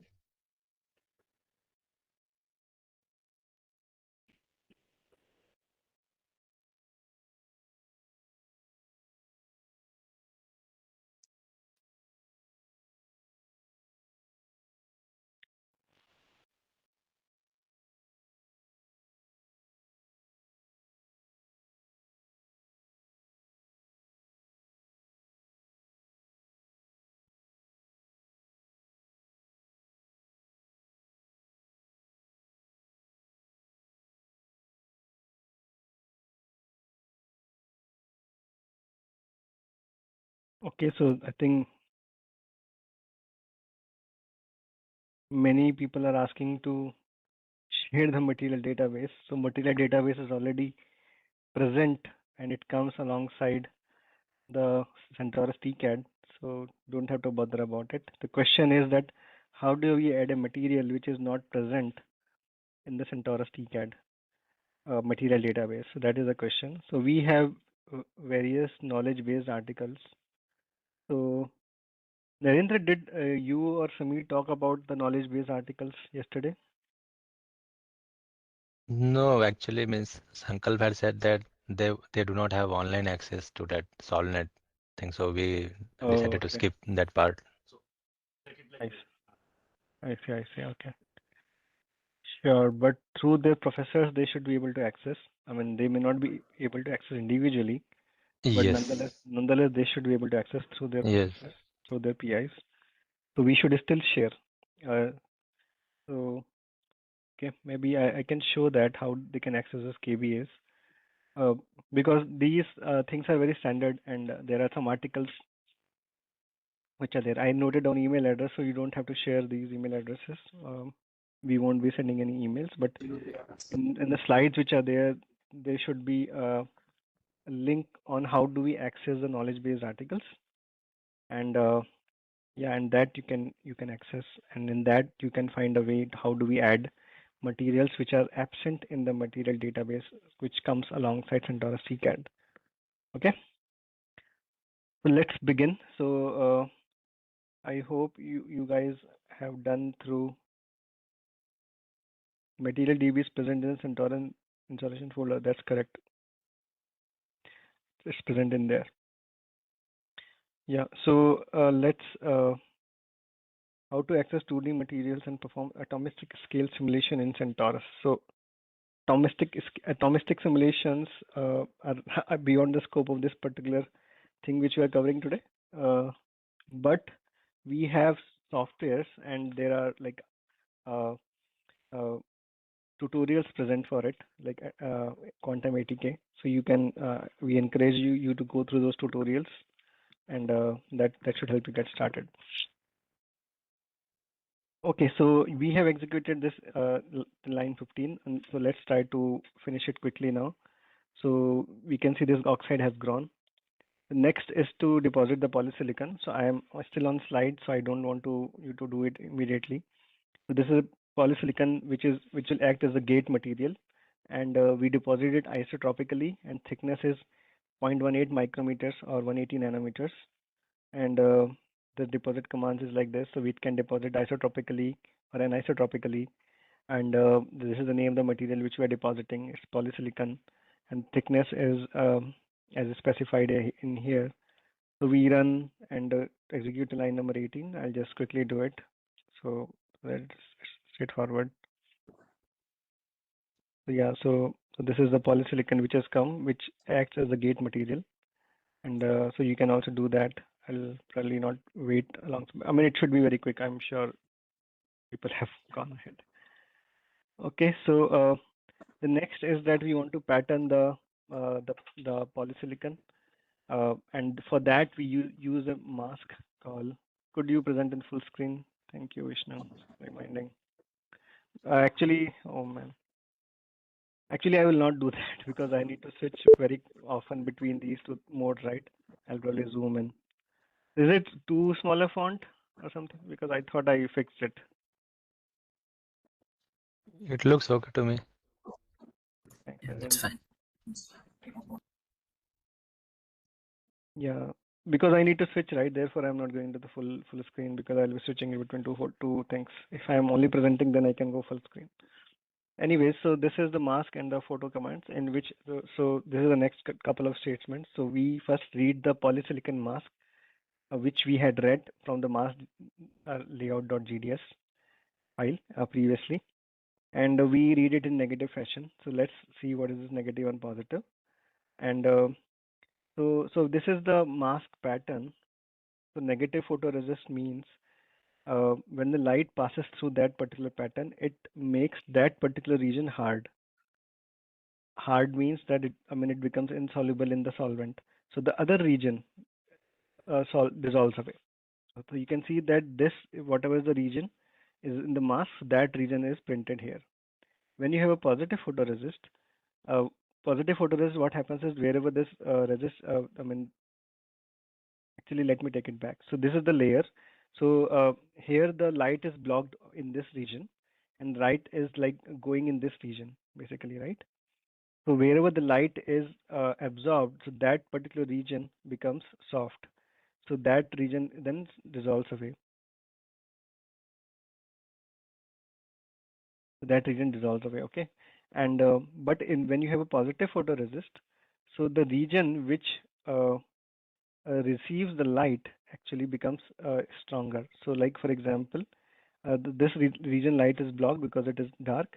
So the light comes in here and this region becomes strong and this region remains weak. So then this region like washes away basically once we do the development. So we are using a negative mask. You can just remember it like this. And negative mask means that whatever is the pattern, dark pattern, so that same pattern will appear here on the photoresist.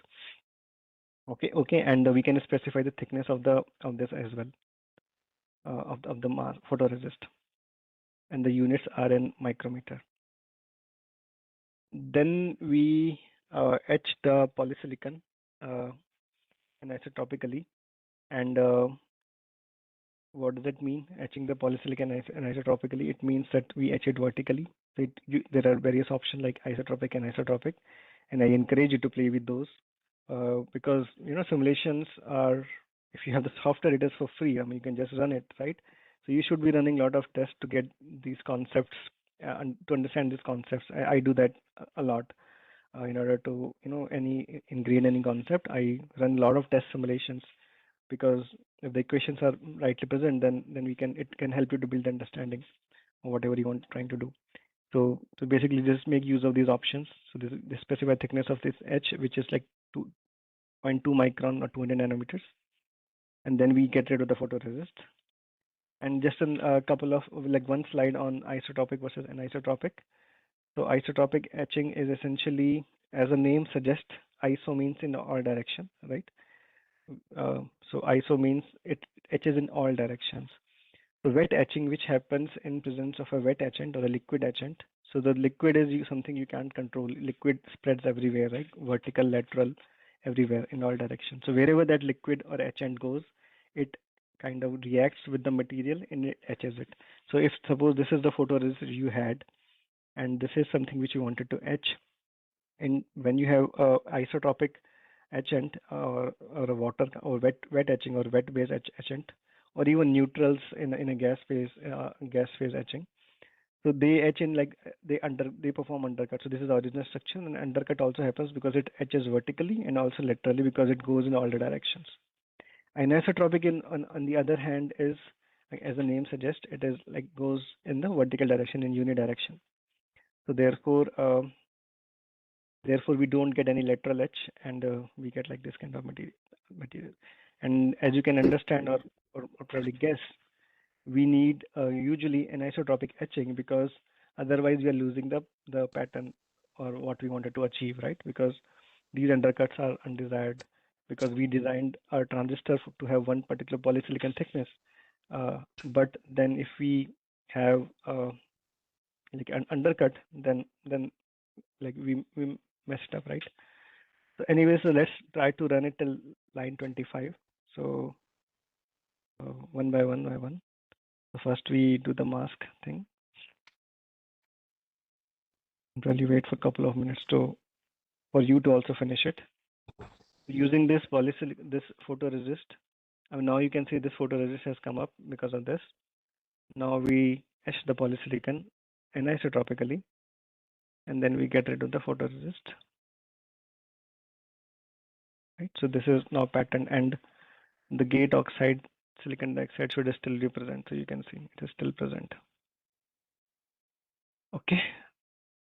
I hope you have done it, but I'll just wait for couple minutes here. And anyone facing any issue? Or you are with me, right? I think few people are doing it, as I understand.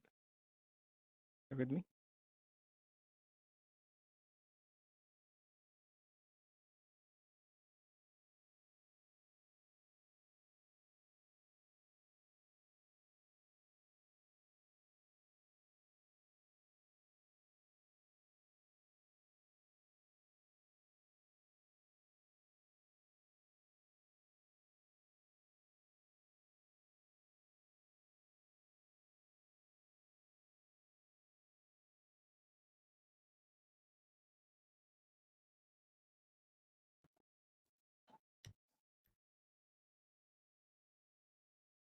So people could do it till here, and just some confirmation I needed.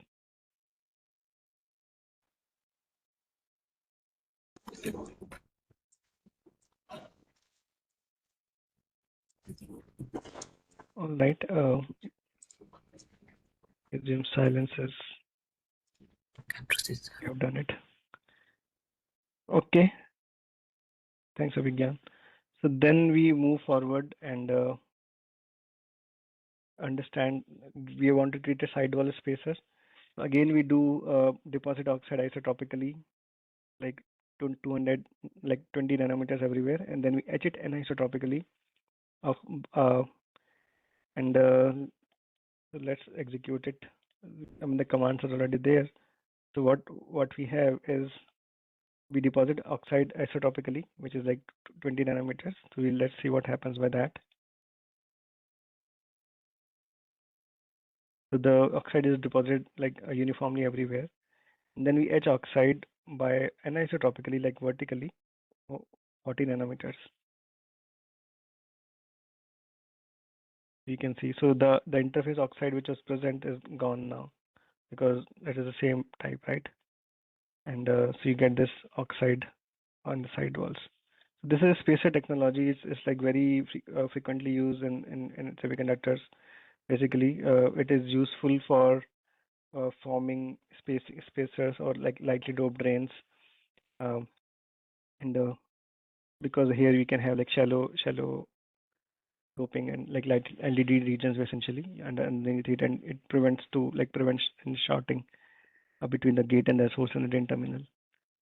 Okay, so this is after oxide etch, and then we are going to do a step called remeshing for ion implantation. So basically, we have a command called define box, which I don't want to go full screen. Let's try.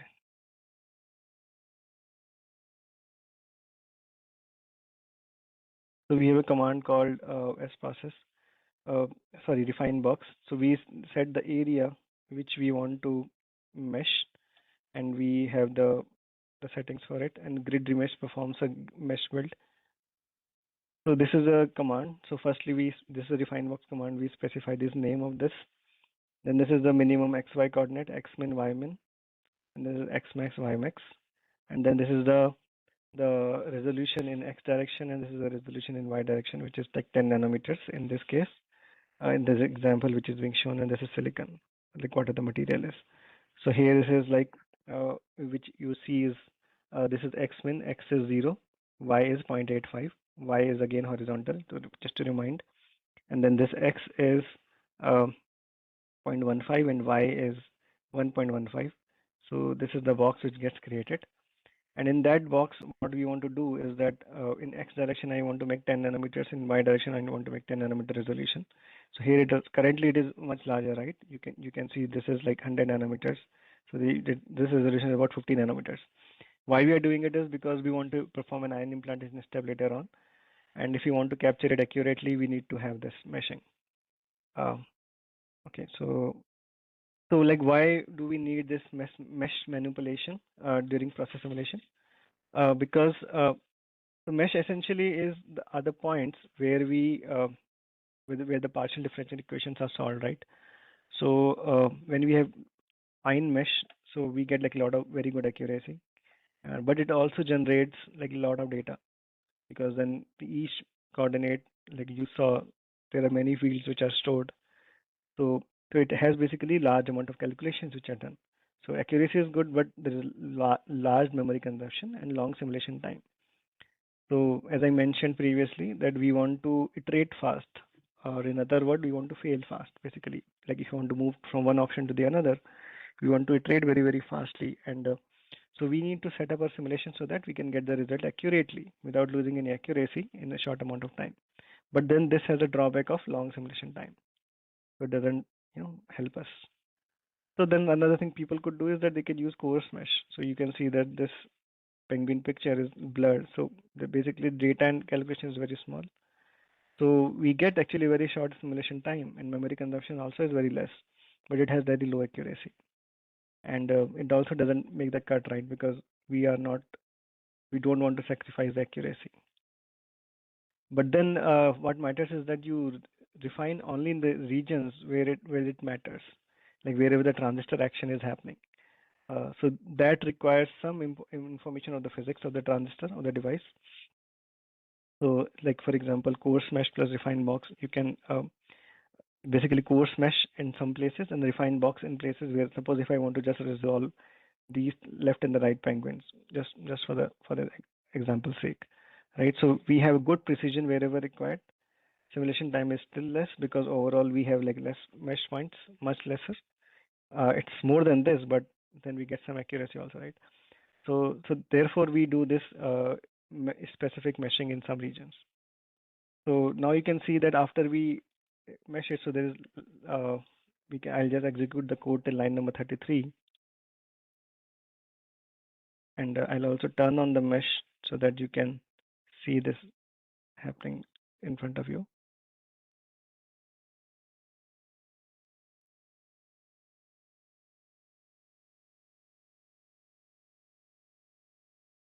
So you can see now this is like very finely meshed, 10 nanometers or something.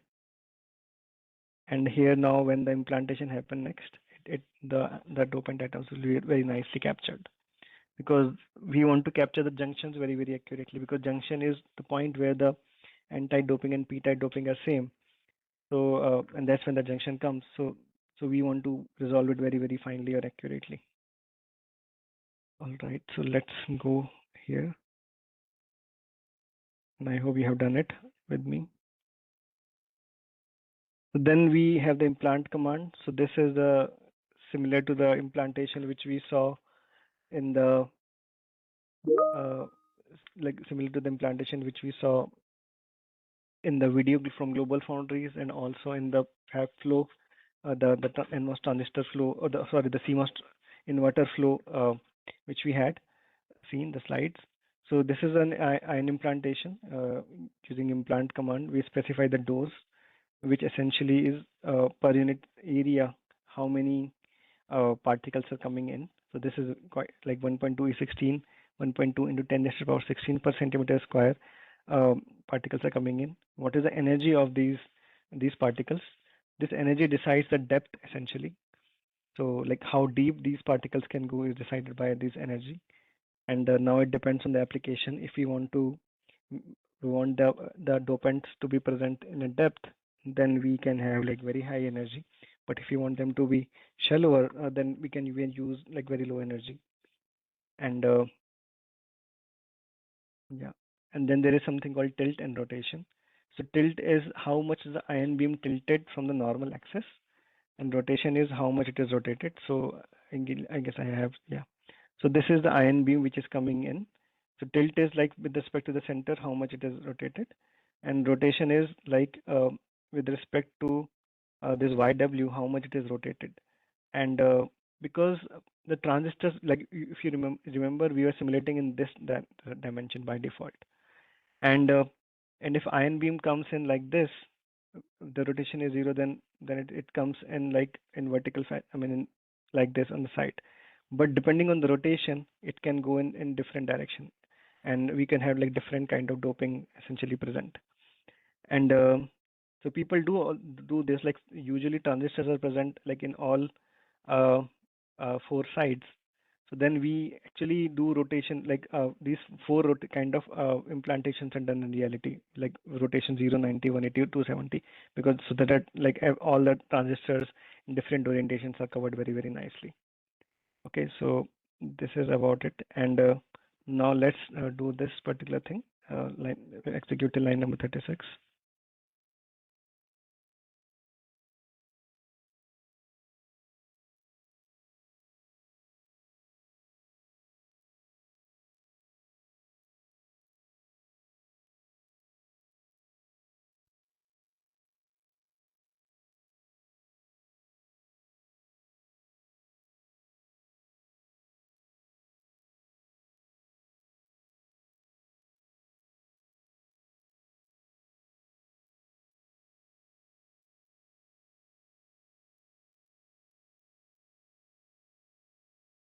Okay, and then let's do the annealing now.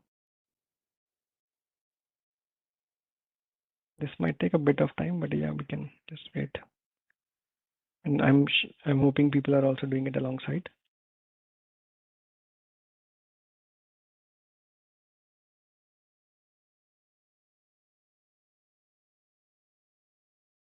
So we have seen this diffusion command, like, so this is happening at a temperature of 1050 degrees C for 20 seconds.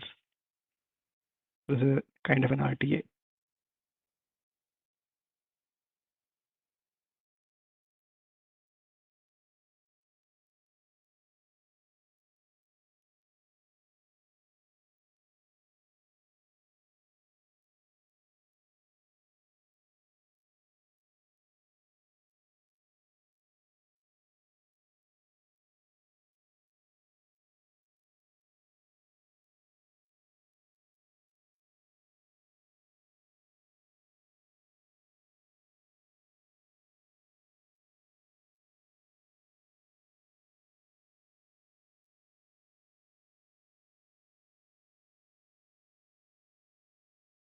How is it decided? That's a good question. How is it decided that arsenic dose of 1.2 is 16 will give this much doping concentration? That's a good question, Shobit.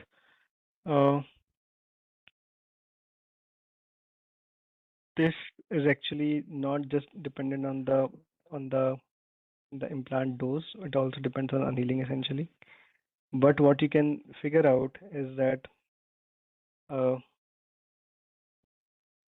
like there are implantation tables basically, so you can figure out like where at what energy where it will peak, and what is the dose, like what is the peak, like suppose you want some certain concentration CP, and depending on that you can figure out like what dose and energy you should give. Let me see if I can try to pull it up from the plumber book at some things.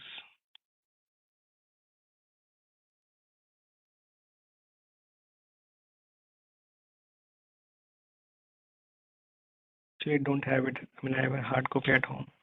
But so you can read it up actually in James D. Plummer book. There is a very good book on VLSI fabrication, and you can see that there are implantation tables of each dopant on each material, like on silicon mostly, and also germanium and some other materials. So you can figure out like based on that those calculations how it is needed, and then from simulation you can use try to fine tune it. And so here I can also make a comment that like this information is needs some lot of calibration and a lot of studies are done. So this like the models which are present in Synopsys Tcad tools are very highly sophisticated, and they're calibrated against experimental data, and it comes with a package called advanced calibration. So they are calibrated. Those files are actually calibrated to the experiments. So like that, it helps to. I mean, you can trust the data which is generated, but yeah, you need to like be sure to compare it with the experimental data which you have. Okay, is it necessary to use a mask file in every structure? I think it is.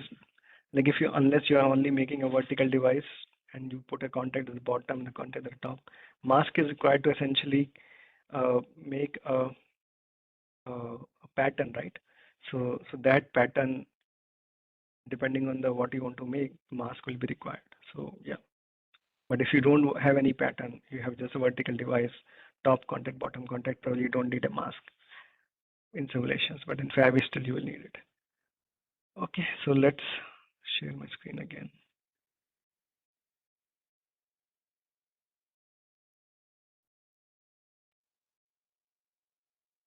Okay, so this is done, but I think I had the doping is not activated at my end. I'll just activate now. We'll do net active. So you can see that this is doped now, and this is the region where we wanted it to finally capture the junction formation here, because we have p-type here, n-type here, and here the junction is formed, and now it is very properly captured. I mean, there is a case when it is not captured, then that I did not want to show in the interest of time, but we will probably have some exercises later on. So now this transistor instruction is more or less done, so let's finish it off.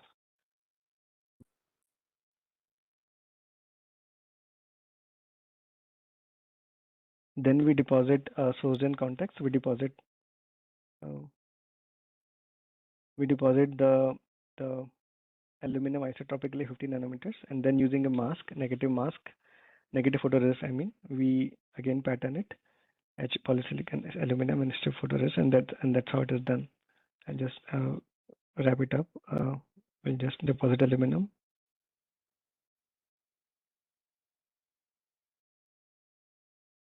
It's deposited isotopically everywhere, and then we deposit a photoresist on source in based on the mask.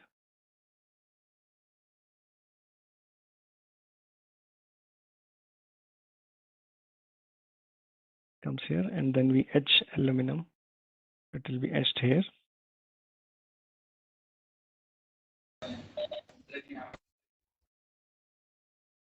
And then we get rid of the photoresist.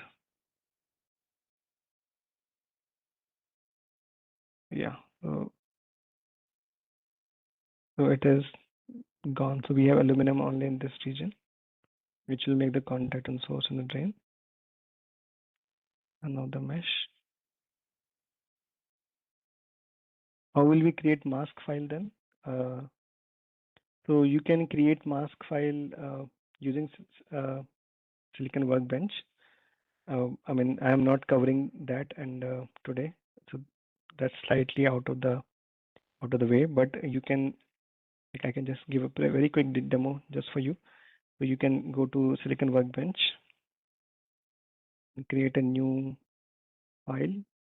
So layout name new, and I'm going to be very quick here. So like, and then this is a DB unit. You can figure out later on.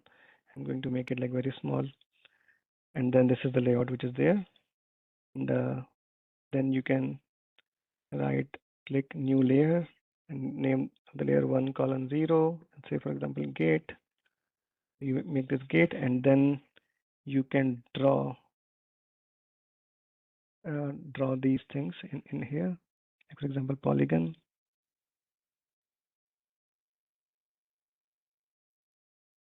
Okay, so like this you can make, I mean, and then you can make similarly add different layers, adjust things like that. I mean, this is just a very quick demo I give. So you can like that very quickly make the layouts using SIWB, Silicon Workbench. Okay, so this structure is created. The final command line in we had was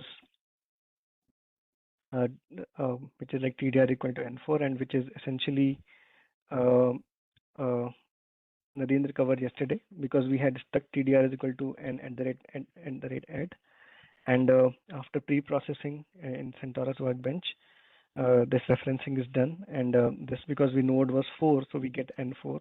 I'll probably change it. So and we use these names so that it is not overwritten, and each node can have their specific files. So that's it, and so this is done now, and I'll probably try to do some test cases. So I hope everyone followed so far, and so there was like a couple of things which I wanted to probably you guys to observe. How Quantumatic is connected to CentOS for material file. That's an excellent question. Actually, there may be some test cases. I think it's a very advanced level question given this workshop. I think there may be some test cases. So you can file a Solnet ticket for that for your specific problem. Oh. So the change the mesh size for arsenic sozane doping to 100 nanometers instead of 10 nanometers. So let's try to do that. Like now I have finished it, and you can see that very easily, very simplistically, we can construct a device, right? I mean, it's kind of a cakewalk, right? I mean, it's a very simple example. Now the complications can come depending on your requirement and needs. And so this is we will see it later on. Like the complications, you can, now that you understand the basics of it, you can construct a device as per your specifications and requirements later on. But we will just go through a couple of examples. So now if I want to change, study some change, like for example, this mesh size, I actually wanted you guys to do it, but I'm not sure how many of you are following it, maybe not a lot. So therefore I'm doing it. And suppose if I want to change the mesh size, like it looks something like this, right? But if I want to see how it looks, maybe it is like too dense for me and my simulation times are crappy. So therefore I want to improve it. So I'll probably make it like 100 nanometer just to see. So we will reset everything pressing this button. So the simulation will be gone. And now I will go to this mesh and make it like say 100 nanometers. Okay. And then I will set a breakpoint till here. You can click here and breakpoint is set so that it will run the simulation till this point. So the start from the beginning.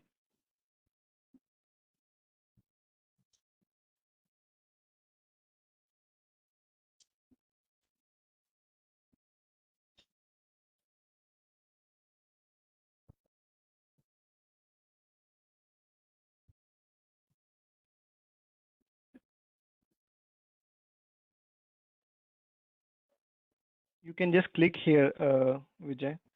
When you click on this, left click once and the breakpoint will come. So whichever line you want to give breakpoint, like I gave on line number 38, click on it and the breakpoint will come. Yeah.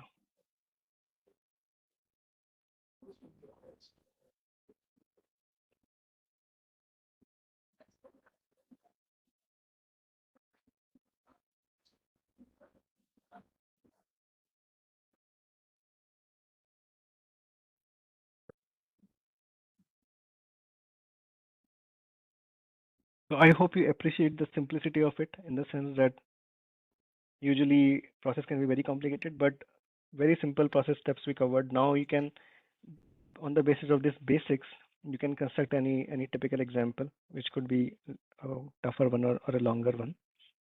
Yeah.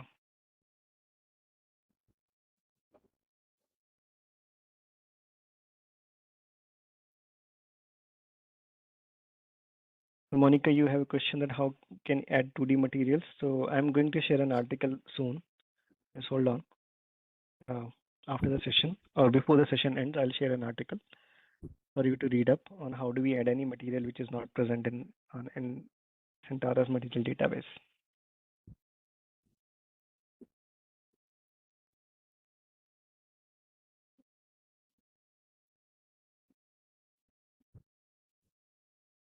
Yes, Dr. Kirtan, you will be getting the presentation.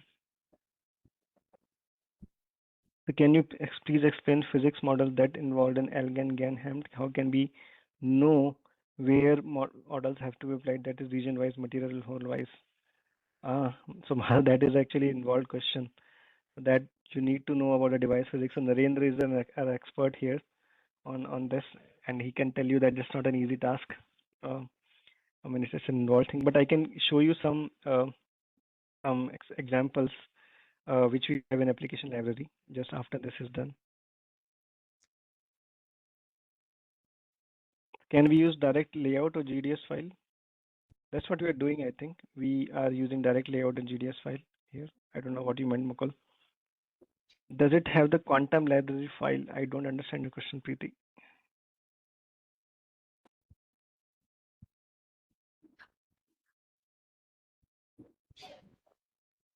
Sorry, sir, I joined late. I don't know how to get this file to run the above posted as far as code. Yeah, Ramchandran, actually, unfortunately, I cannot also help you in that. So this you should have got from your institute actually, because these files are shared a priori. So yeah, I don't know if you don't have it. I don't know.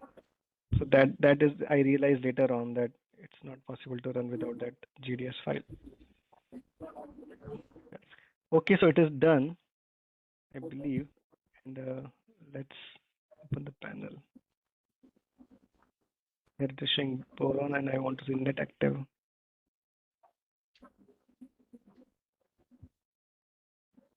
So you can see when I use 100 nanometers, it looks the junction is very bad, right? I mean, it is not properly resolved. So probably I'll switch back to 10 nanometers in that case, or maybe I'll try 50 nanometers. So you can try a few of these things. How can we choose the implantation and oxidation time for different structures? So you can choose this. So this is actually a theory. I mean, what I'm telling you is how to do it in process, but then you need to have a theoretical understanding of it. So usually in colleges we have a VLSI technology course which deals with this, and there is a book called James G. Plummer which is used, in which there is a chapter on ion implantation. So I request you to, or encourage you to read that chapter, in which you can see that there are ion implantation tables which can, so depending on the doping profile you want for your device. And how do you know that? I mean, you know that from some device analysis, right? So depending on that, you can decide your implantation dose, energy, and also the annealing time, like that. Okay. Okay. So let's make one more change, maybe the final one. So so we will just stick to this for now. But you can understand that you can play around on this tool just to see like if it is working out for you or not. So now I also give one more example. Like this spacer is there. And the thickness of this, I believe, is, let's see, we have a ruler here. If I can measure it, I guess it is 20 nanometers. Yes, it is 20 nanometers. So if suppose if I want to increase its thickness to say 80 nanometers, would someone want to attempt in chat? James D. Plummer, Monica. What someone wants to like write in chat how we can increase the spacer thickness? I mean, in which line amongst what is shown on the screen, how do we change it? Anyone wants to make a guess? I can just wait for a minute before I move on.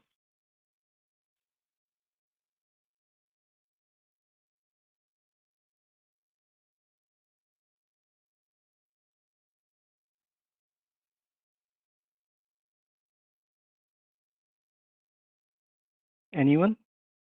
I thought few people are following. Is it possible to design a spin transistor? For that we need deposit oxide and anisotropic thickness. Anisotropic or isotropic? I mean isotropic. Good. So I'll increase that. So let's reset it first. Okay. So I'll increase that. So I want suppose 80. So I'll make it 80. Makes sense. Do I have to make any other change? Thank you, Akash. I have to make any other change in this? not for it to fix it. Like I want 80 nanometer on side walls, right? No other change, just using edge. Okay, what change? Tell me.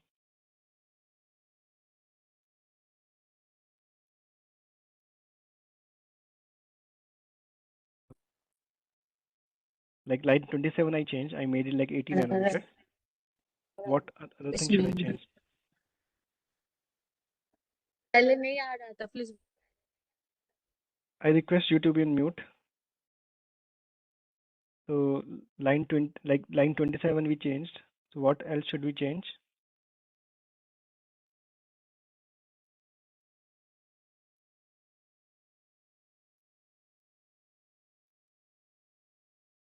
Anyone? Okay, so I'll not make a change. Okay, I'll probably just set a breakpoint and deposit till here and see.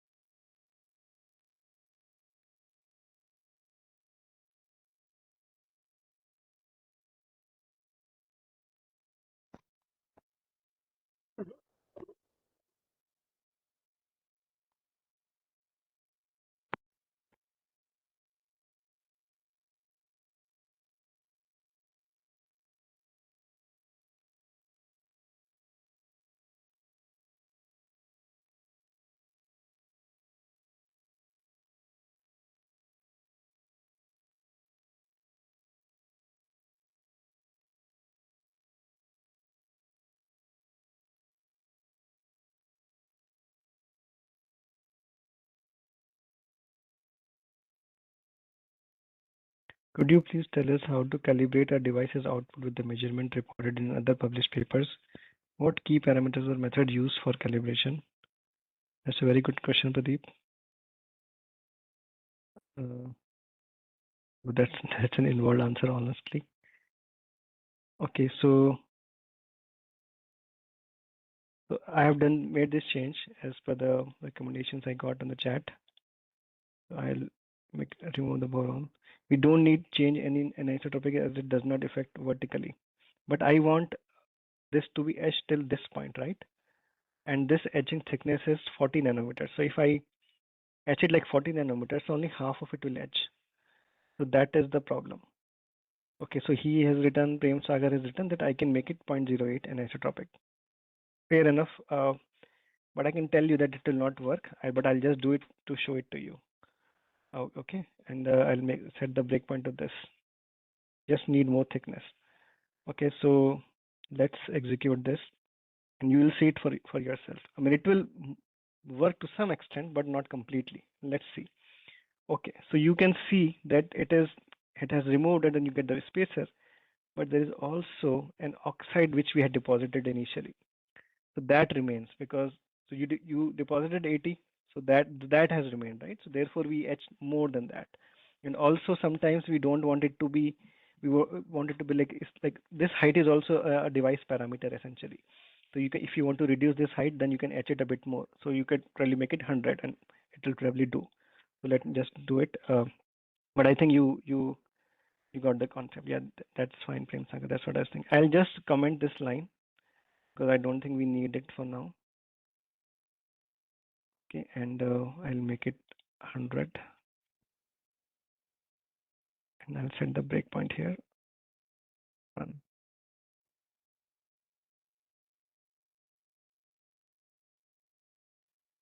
Okay, so this is about S process. We did some very simple exercises.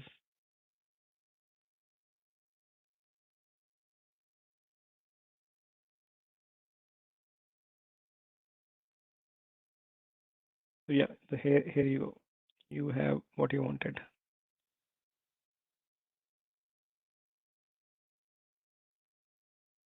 Okay, so I remove boron and you get this oxide like 80 nanometer thickness. We can confirm it using the ruler.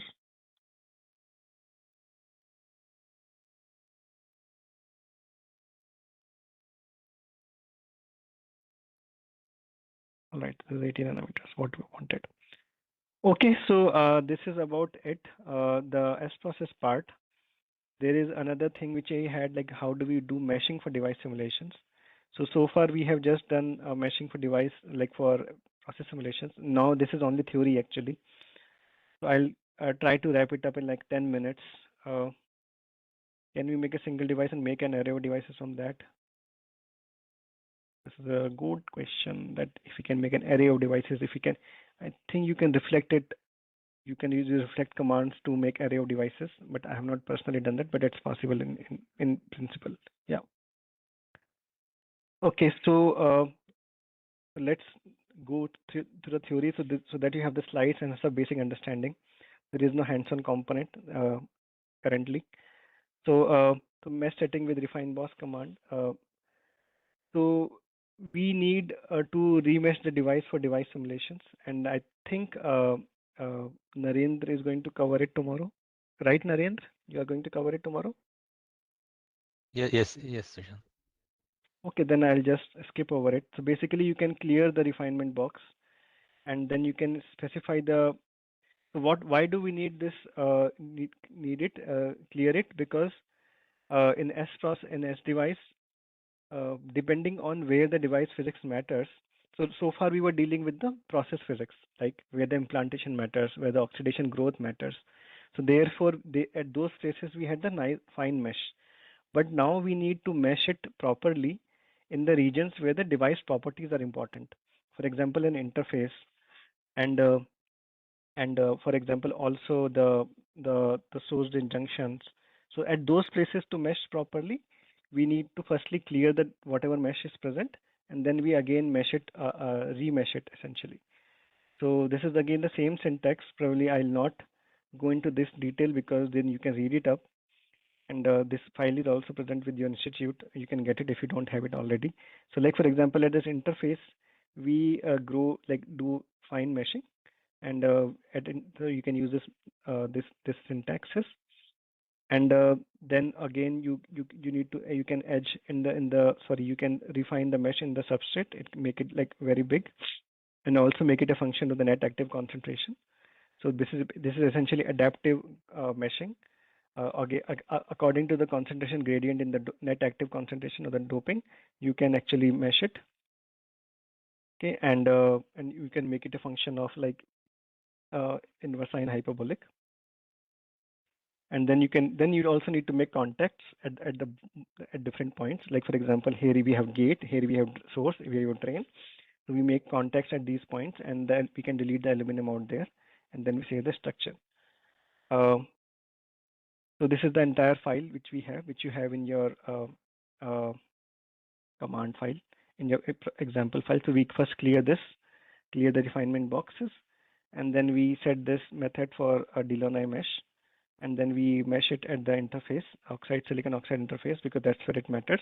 And I encourage you to do your device simulations with and without it, just to see the impact of it, and impact of the property. So you should understand it like in and out, inside out.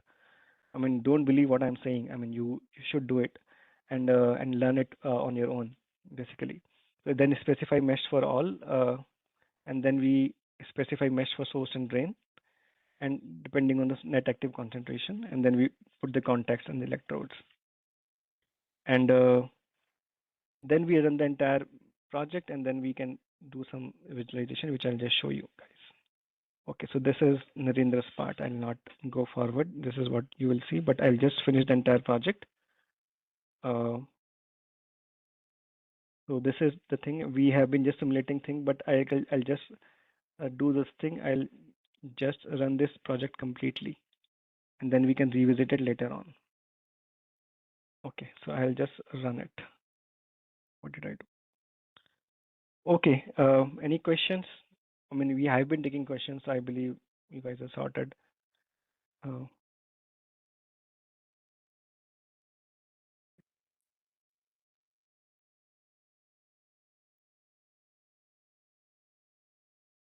Okay, so next I wanted to move to a different topic on like how do we connect the circuits and devices world, and what role can be played a software called Process Explorer and how do we use it. And if you want to explore some process flows, how you can use that particular software. So for that, I think we started at 11:25, so we did not need a break because I thought it's a different topic. We could take a break.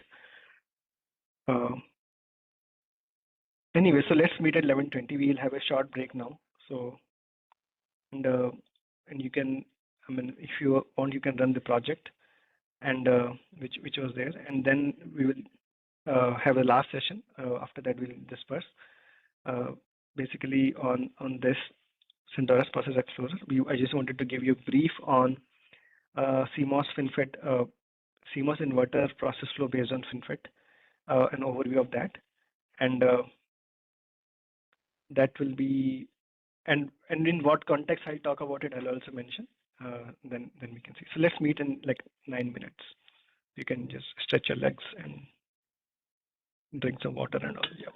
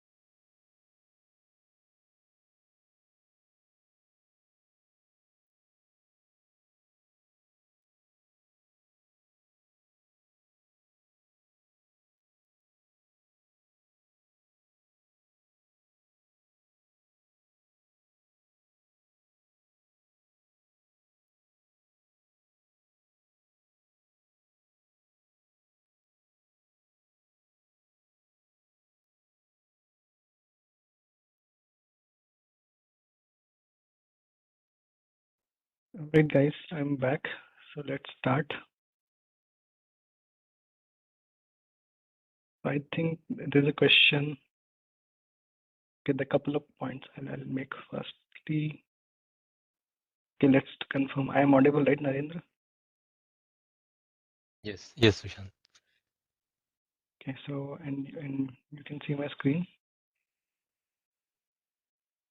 Yes. Okay, so this is an article which is like setting up and adding user-defined materials in CentOS device, and how to add new material database and perform device simulation using these materials. So this is documented here, and I request you to go through it, and yeah, you can use it like this. That should sort you out. So this article link has been shared in the chat. Correct, Narendra? That's visible, right, on the link? Hello? Not yet. I mean, I sent in the chat previously. Can you send a message in the chat? Yeah. Yes, it's visible. Yeah. So I encourage you to read that article. And then there's another question. You can simulate the latch-up effect. I believe it is possible. There may be some examples also present. I don't know, because it's a tangent phenomenon, so it should be possible to model that very easily. I mean, we do it all the time. Okay, so next thing is, let's move on to another topic. Okay, so you can see my screen and slides. And so we have seen the device and process simulations. So of course you see the top part, the bottom part, the as device portion you will see later on tomorrow in detail. But nonetheless, we have constructed the device and assume that we have this. Now, if I want to enable circuits, like for example, if I want to simulate CMOS inverter and 60S RAM, then we can use mixed mode simulations in Tcad, or you can also do HSpice circuit simulations. I'm sure many people are actually doing it, using HSpice to do their circuit simulations. So we have this flow which we usually follow, like front end of the line process flow. We feed it to CentOS process as we saw today. We generate a 2D and 3D structure, and using as device we using as device we calculate or we estimate the IVCV data, which Narendra is going to dive deep tomorrow. And then using Mystic, we extract a compact model of it, and because compact model is the circuit representation of it, so you get this HSpice. And then you use this layout and the MOL BOL process flow. You feed it to Process Explorer to generate a 3D structure, and this is a portion which we will see today, only this part. And then you can feed it into Raphael FX and generate an RC Spice netlist, and then feed it to Prime Sim Spice and generate the entire circuit essentially. So what you are doing is you're simulating a unit device from like the front end of the line device, which is like an NMOS or PMOS transistor, and then this is the backend, essentially the interconnects which is happening on the layout when you are joining different devices together. So when you collate all of them together, so in this you can actually simulate the circuits. Okay, so this is here we have in the entire Tcad product family. So someone talked about the atomic scale modeling. We have quantum ATK, NanoLab, and SMW.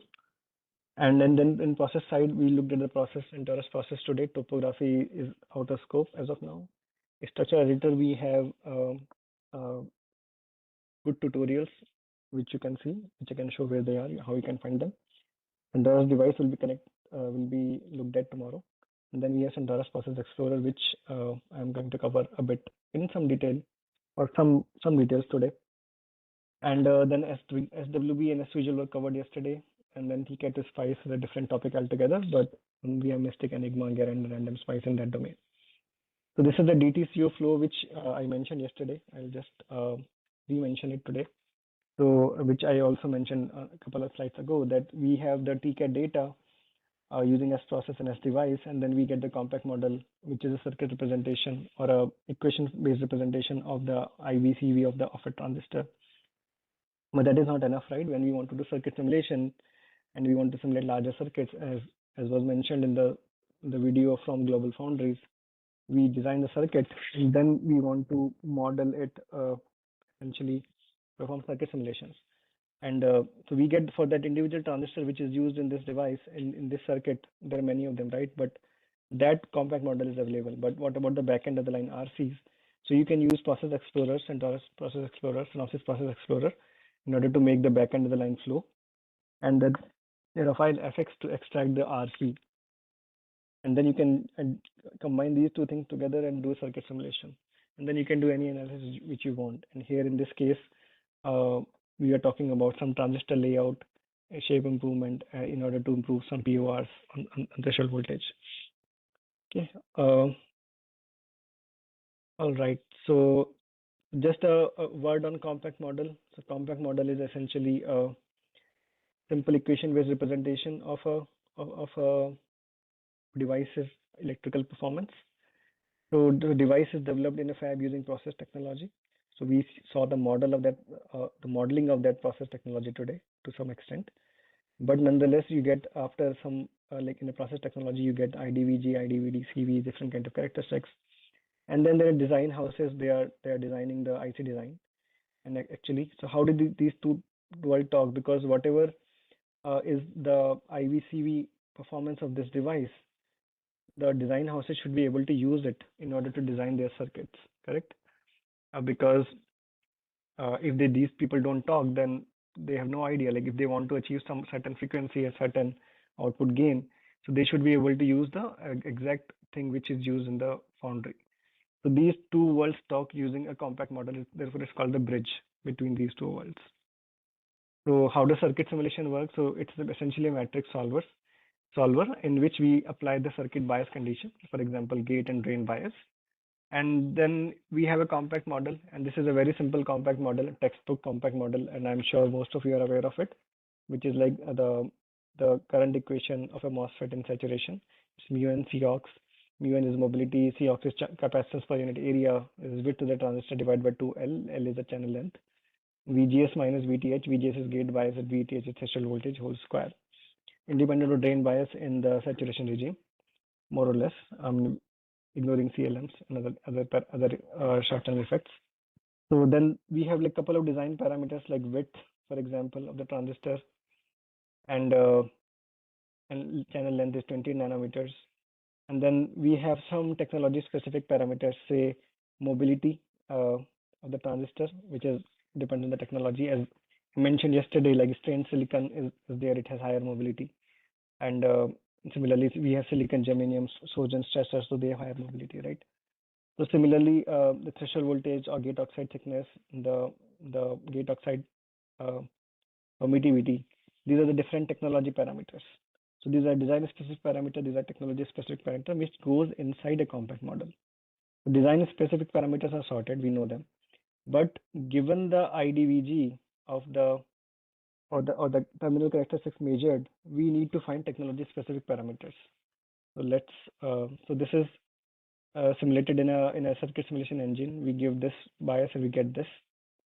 The model card is technology-specific information, and we need to extract it using a compact model extractor, and that's where it's a Mystic. So we can virtually fabricate a device in S process, and then we can use the Mystic framework to extract this essentially. The Mystic in a nutshell is, I don't want to spend a lot of time on it, but you can feed the target data, which comes from the measurement data. You can have the tagging of it, essentially like the biasing conditions of the data are also read.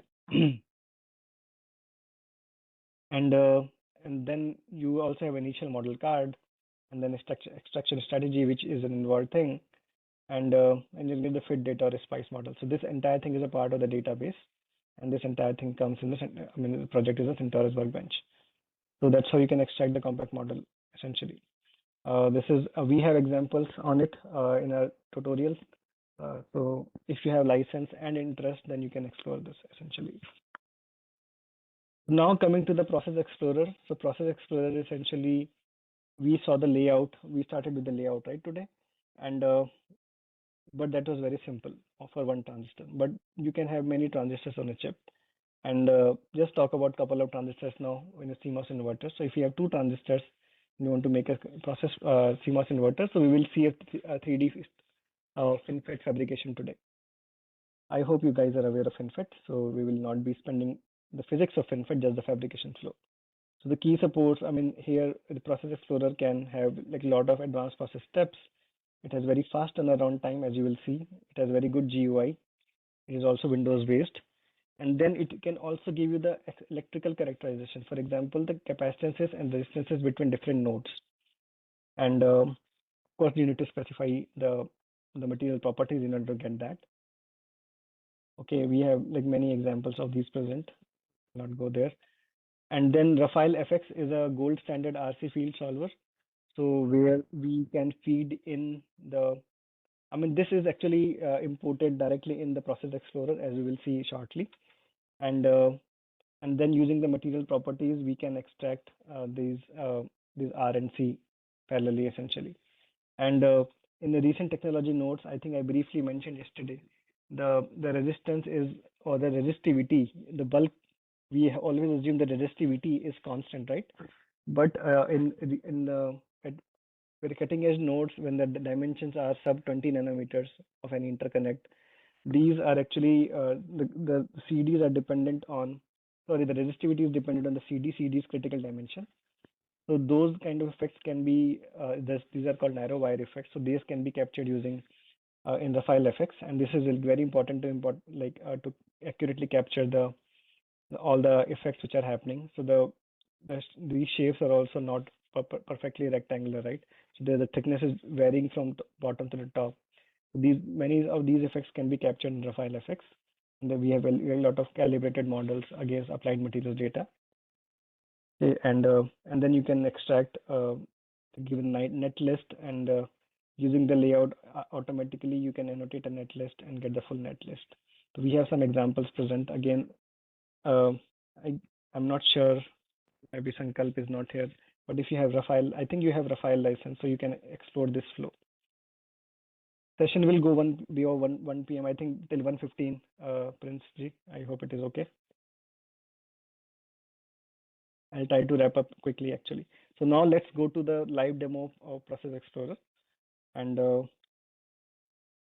which, if you want, can follow alongside. I'll keep it again.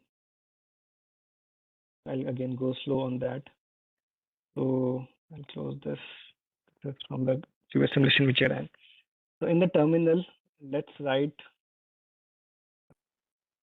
Where's the terminal? Here. Let's write SPX and %. So if it is installed properly at your end, which I'm not aware, but you have the access, you can write SPX and open this particular tool. If anyone is following, can write in the chat that they are following and can do. I'll not press anything, but anyone is following can just press yes or no if they could follow.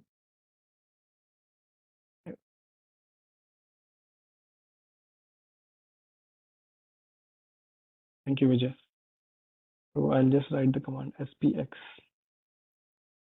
Thank you. You can write this SPX and open this particular tool. Now you can go to TVs on, and because if you're opening it the first time, I think anything is fine. So I'll connect to this. You can just connect to anything and just connect. Hopefully it should work for you, because we are anyways using it for very tutorial purposes.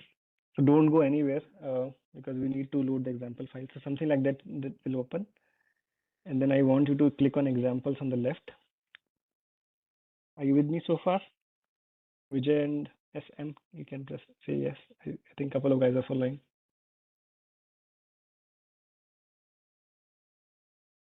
Okay, so once you click on examples, I want you to click on logic 1. We are not looking at memory for today, but we want to click on the logic 1. Click on it, and then this example will open. All right, so this is good. Then let's explore this tool, what we are seeing here. Okay, so we click on the clip. I think you will have something more in between if your version is previous one, a thing called flow in between, but let's not worry about it as of now. We will create the flow and route were separate previously, but now flow is merged inside the route, so it does not show up. So it's okay. You don't have to bother about it. So you will see a route over here. Okay, and so you see a layout now. So this layout is used to fabricate a CMOS inverter based on FinFET technology. Okay, and we have two transistors here, one NMOS and one PMOS. And repeat it again. Where do you want me to repeat it from the scratch? The SPX tool, Shaik? Type in the chat. And I can quickly repeat if you wish to, because we have not gone a lot ahead actually.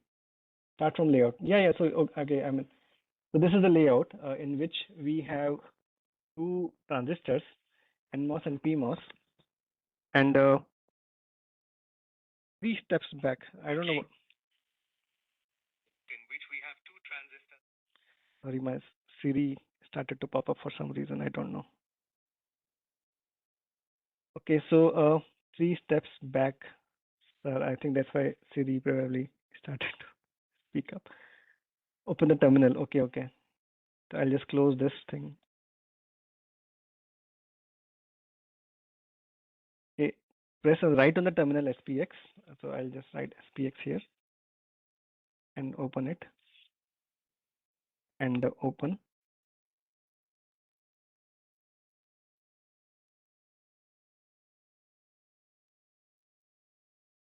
And then connect to either your database or TVSON. I'm connected to TVSON. Connect, and then it should open.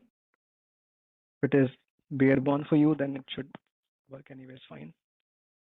And then go to examples on the left, and then click on logic 1.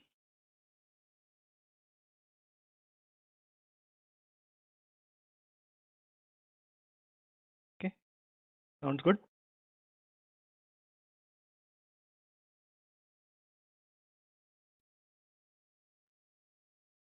All right, so I want you to now go to the clip section first on the left. And here we have the layout of this particular device, which is a CMOS inverter based on FinFET technology. And we have two transistors here, one NMOS, one PMOS, and we will see. So I'll just uncomment everything just so that we can see the layout simply. Okay, there is a highlighted section called H1, so just let it be there. So the first layout, are you demonstrating the process? I'm not able to see any change in the screen. And I have not just now clicked on the N well, and this green thing has come up. Could you see it, Vishnu? And Narendra? Oh, okay. Narendra, are you able to see? Yes. Okay, then Vishnu, it may be some problem at your end, because I think other guys can see. Okay. So this is the well transistor. So as we told initially that we need to make a well. Yeah, please rejoin Vishnu. You'll not miss much. It's okay. So you need to make a well in order for you to see the make in the same kind of a wafer both NMOS and PMOS transistor. So we are making an N well because the top side will be a PMOS transistor. So we are making an N well here, or we can use the negative mask and do the opposite thing also. So but that's not the point here. So this is one layer, and then we have an active region. Active region is where the transistors will be formed, and you will see the usage of this layer later on. Okay, then we have a mandrel. These are the 3 horizontal lines. Okay, so this line is used in order to make a so the typical, I'll also touch upon a bit on the FinFET device physics. So typical FinFET has a fin thickness of 5 nanometers fin thickness.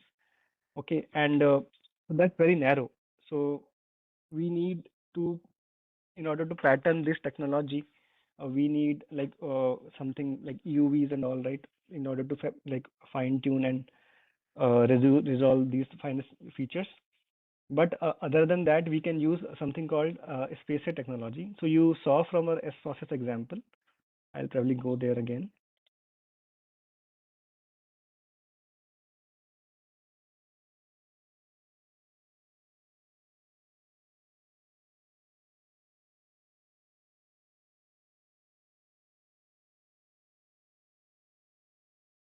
Yeah. So you saw this is just connecting these two points, two world, that we can deposit a spacer and then etch it. Okay, maybe this is a bit too much without the context. So we'll see how to use this mandrel. And then there is a gate lines which are running vertically. And then there are a couple more layers which are actually used to make contacts. Same kind of thing which we saw previously. So now, so this is the layout which we have, which is being used. And now using this layout, we'll form the transistor. So let's go to the route. And because this is an example, this is already run project, so you can actually see. So I'll expand this particular flow, and then I click on wafer start. Okay. So you can see that this is the status of the project. The wafer has been started, and you can see the properties of it in here. Substrate. You can expand it. So this is the resolution in X and Y direction, which is 0.001 micron, which is like 1 nanometers. And the thickness of this is 0.2 micron, which is like 200 nanometers. I can change it if I wish to. I'll not make a change over here as of now, but you can define a substrate now. Okay, and then we enter into something called fin hard mask procedure and module. So we deposit oxide and then we deposit nitride. And here so you might be wondering where these steps are coming from. So we have a step template library over here. So in which like a lot of these steps are present, which are the step modules like H anisotropic, H chamfer. So you remember in the previous section in S process, we had these commands, but now these commands are there in GUI. So you can just plug and play these modules and do this thing essentially and rename them. Like depot oxide is a deposition of oxide, which is deposit of isotropic oxide, like this particular thing, in which we are depositing materials filter. You can select materials. I can select any material from this. Right now I'm selecting oxide. So it has a materials database also, this particular software. And then I'm depositing 5 nanometers, which is like 0.005 micron. Similarly, then I'm depositing nitride. I am showing this example, and alongside, hopefully you can also follow. But the thing is that using this, you can also like create your own flows if you wish to later on, right? So that is the idea here. So you can deposit this materials filter nitride and then for a thickness of 35 nanometers. So that is used for fin hard mask. Now we will do something called fin SADP. SADP stands for self-aligned dual patterning. It's a fancy name, but let's see what essentially is done here. I mean, you will be surprised with the simplicity of this process essentially. And because we have just now seen this process step, also played with it somewhat in the S process example. We deposit first of all polysilicon. Again, it's an isotopic deposition. Now this has gone out of bound, so I'll just refresh it so that it comes again. Then I deposit something called oxide. I'll bring it down again. I deposit something called bark. So this is an actual process flow in the sense that is how it is done in a fab. We have a tri-layer resist, and but you don't have to be bothered about it a lot essentially at this point of time.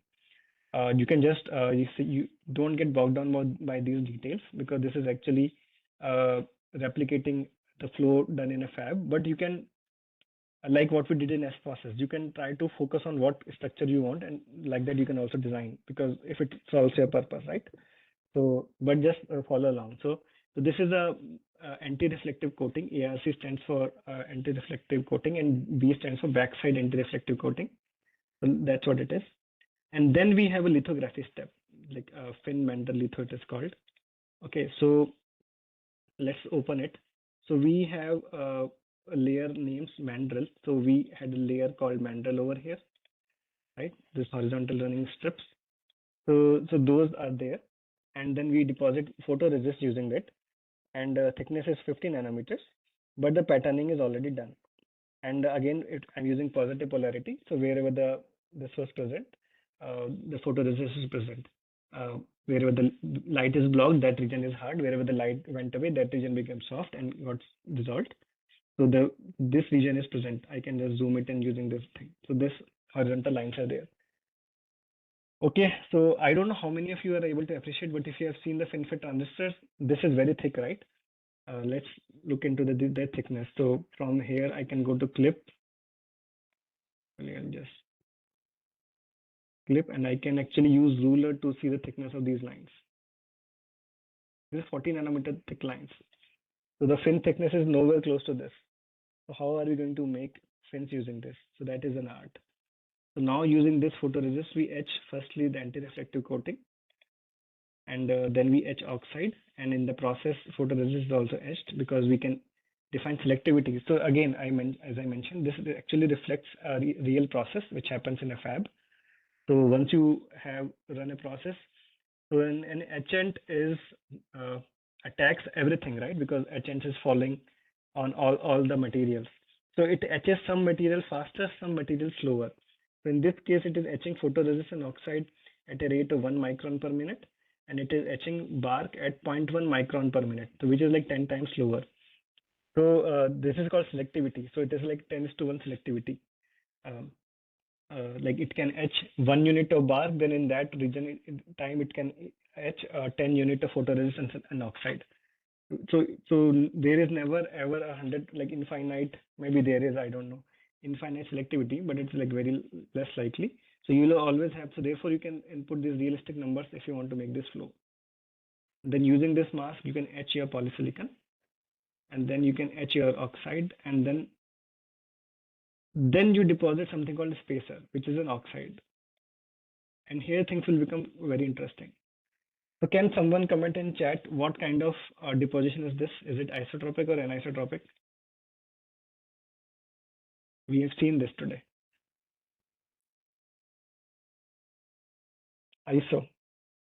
Oh, thank you. Oh, anisotropic, Vijay. Why do you say anisotropic? This is in all direction, right? Isotropic. This is in all direction. Like this is deposits on this side wall also and this top wall also. Yeah. So like this is in all direction. Therefore it is isotropic deposition. Now, if I want to make a spacer, what will I do? I'll etch isotropically or anisotropically if I just want it to have on side walls.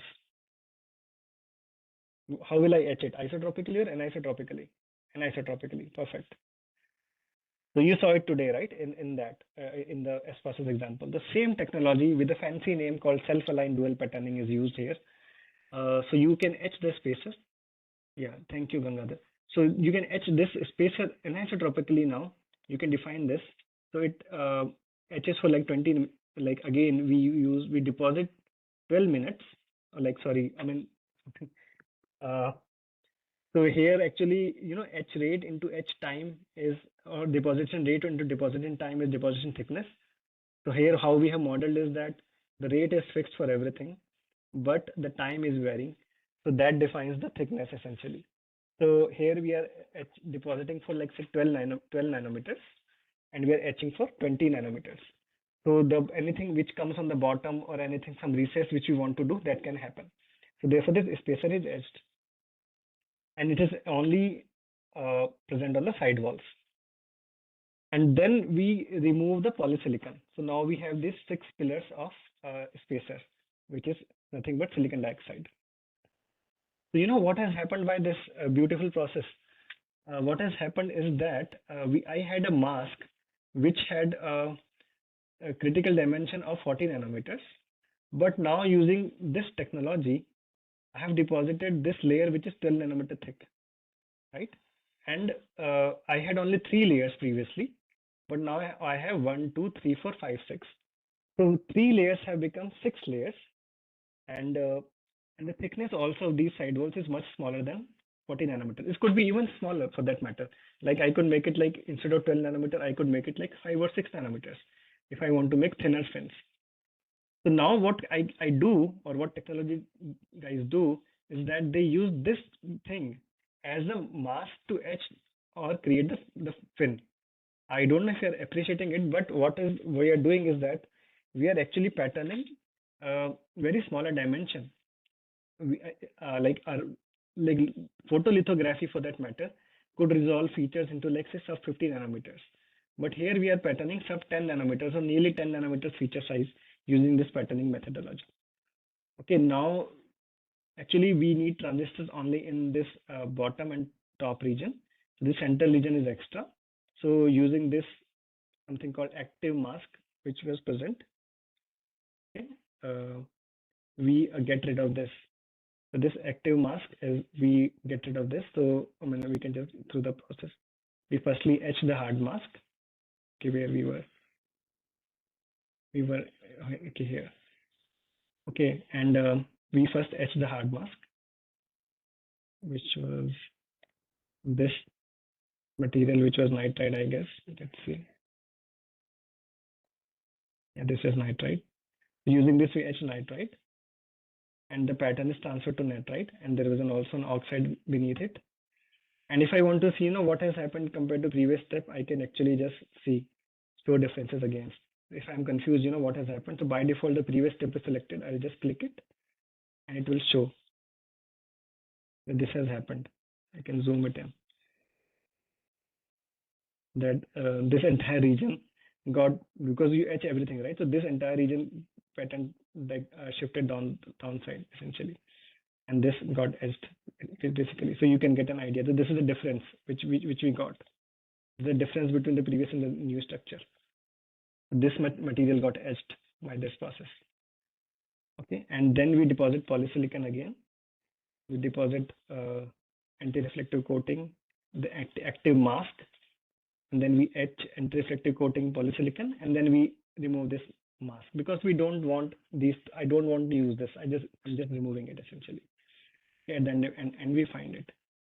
So this patterning is done. Okay.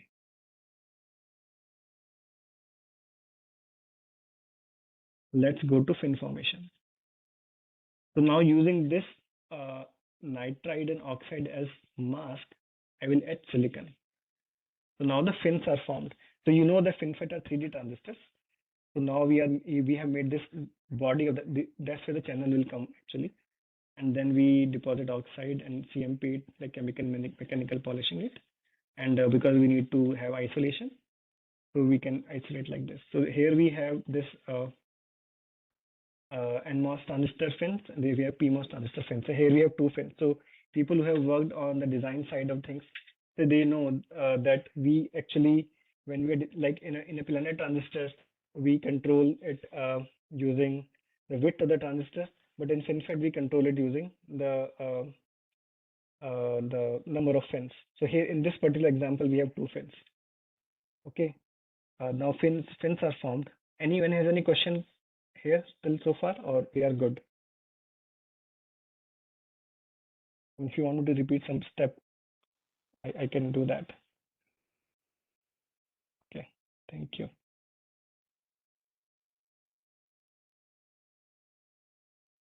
Okay, so then we do something called dummy poly thing. So we firstly do oxidation. So now this is very similar to what we had done in the planar. We started with the bare wafer, and we do the oxidation step. So that oxidation is done to protect the transistor at times from implantation and other things, and also to form gate oxide. But here it is done to protect the transistor. So we do the implantation. Then it is very similar. We do the polysilicon deposition, and then we do mechanical polishing to bring it to a certain level. Then we deposit nitride, oxide. This is again a tri-layer resist. You will see this nitride oxide bark again and again. So this is part of a tri-layer resist essentially. And then we use gate litho. So we remember from this layout that this gate is running vertically. Okay, and this is the gate. And using this, you can etch bark, and then oxide, and then nitride, and then poly, and then basically shift this entire pattern downwards. So basically you have formed the gate. Now this gate is wrapping around this channel on all three sides, right? And you have two gates in this particular case. Okay. You can also take cuts and visualize it like very fancily and like what's happening here. Maybe not sun testing right now, but slowly it will become. Now we do a spacer deposition. The spacer step is similar to what we had previously. So we deposit it isotopically again everywhere, and the spacer material usually is silicon nitride. And now we do something called sourced and epi for PMOS. So PMOS is this. So we will cover this side of the transistor, and then we do this sourced and epi here. So epi is a process called epitaxy, and we want to make very low resistance source and drain. So we are actually going to do that. So we deposit so etch, and which I'm also not aware of, but then we do litho it, etch it, and open this thing basically, and then we etch the spacer. So the side walls of the spacer are formed, which we wanted to make on the poly side. So this you can probably let's see it from the back side. So this side wall of the spacers are formed, which we wanted to make, and then we get rid of the SOH part, and because this spacer is protecting it, so we are cool. And now we etch this oxide, and then we etch this silicon. Okay, and so this is the region, by the way, where the source and drain will come. And then we deposit epitaxy, and then we like the silicon germanium epitaxy is grown. And these two epitaxies are shorted, so these fins are shorted. So you have essentially only one transistor, even though there are two fins. Okay, so you can see the device like this, and let's probably take some cuts.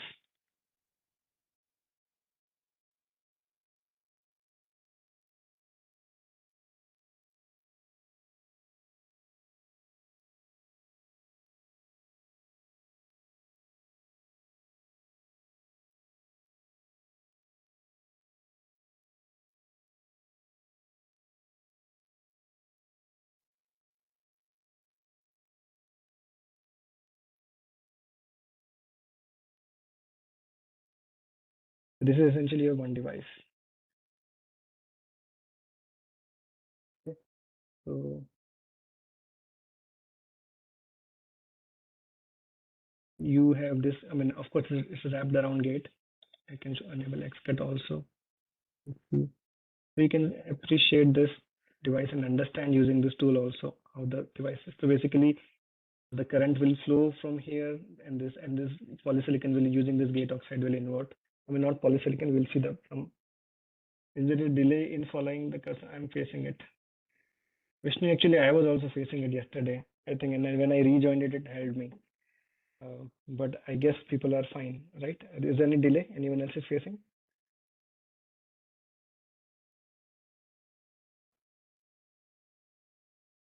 Anyone else? Okay, but that's fine. Okay, no delay. Thank you, Vijay. So this is how the transistor is formed, and maybe just to keep the interaction going, anyone can comment on like why did we remove this silicon and then we deposited this again? Can someone comment? Let's see if people are aware of this process technology. Like we add this silicon, right, which is part of the source drain. I hope that architecture is clear. That this is source, here the channel will come. This is drain, and but we remove the source drain using this. We removed it, right, and then we grew it again. Why? Anyone has any answer? Just to get a feel for it. You are aware of this technology.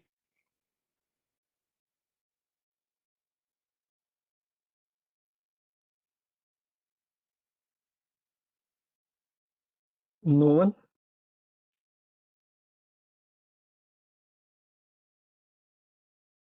To controllability there. I mean, don't use buzzwords. No controllability over there. Okay. What do you mean by that?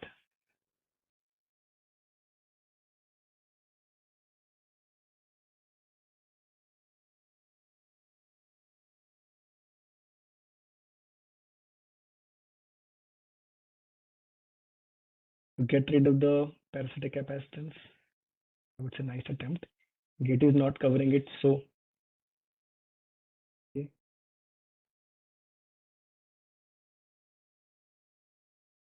To overcome the leakages, nice attempt. Keep the contact resistance as minimal as possible. That's a fantastic answer, and actually that's the right answer. So if you remember, this is actually the initial fin which we started with, like 1E17 or 1E something like that doped, and so it is very low doped, right? And we want source and drain for like transistor action to take place, and for device to have minimum resistance and minimum source and resistance, not contact resistance, minimum source and resistance for that matter. So for it to minimum, we want it to be heavily doped. So therefore, what we do is we deposit some epitaxy and we dope it in the same process step. So by that, we actually dope it heavily. Also introduce silicon germanium so that it can get stresses, and so that the mobility increases. And again, as someone mentioned, Prem Sagar, I believe, is that it will increase the contact area essentially. And once we make the metallization on top of it, the spreading resistance will be minimum essentially, or the contact resistance will be minimum. So yeah, so this is therefore we do this epitaxy. Similarly, we do it for PMOS NMOS side, and let's see for NMOS side together. So we have NMOS and PMOS epitaxy done. Then we have the next spacer, and then we do the planarization. So we deposit oxide and CMP it. So here we have the transistor form, which really kind of is okay. We have polysilicon running over here and things like that. But 45 nanometer node and below, we use high-K metal gate. And high-K metal gate is essentially used in conjunction with metal gate is used in conjunction with high-K gate dielectric. It was called high-K metal gate. And so what we have over here is we firstly remove the polysilicon, which was acting as a dummy gate. So let's see. So now you can see this gate oxide which is deposited on top of silicon. So I'll show that this is the oxide which was deposited on top of silicon is present. And then we remove this oxide firstly, and then we grow oxide again. We oxidize it actually, and then we deposit hafnium oxide. And this is actually acts as an IL interfacial layer, which is like usually like less than a nanometer, about a nanometer. And then we deposit hafnium dioxide, which is a high-K material, of course isotropically everywhere. And then we deposit tinitride, and then we cover the PMOS side. We get rid of the tinitride from NMOS side. And then remove the photoresist. So we have tinitride only on top of the PMOS and not anywhere else. Then we deposit aluminum nitride. Then we deposit tantalum nitride. Then we deposit tinitride liner. Then we deposit tungsten. Then we CMP it. So it may appear complicated, but you don't have to worry about it a lot. People who are working on this technology, they worry about it in the sense that what is the right gate metal to use. There is a lot of physics happens in the background. We want to choose the metals so that the gate work function, the work function of the device is nicely selected, because you may remember that the work function decides the threshold voltage of the device. So therefore, that is essentially the idea, that you choose the right work function and also choose a very low resistance material so that the RC drop is minimal. So like that. So therefore, it is selected, and that materials can be different for NMOS and PMOS. So don't have to bother about it. This is advanced flow. Then what we have is a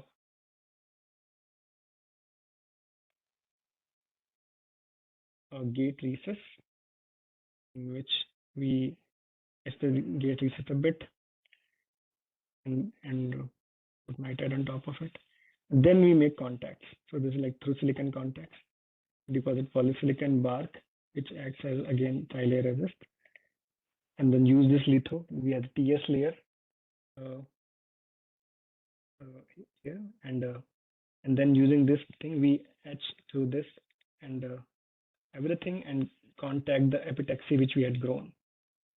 So this is now these things are opened, and now after these contacts are open, we deposit metals on top of it.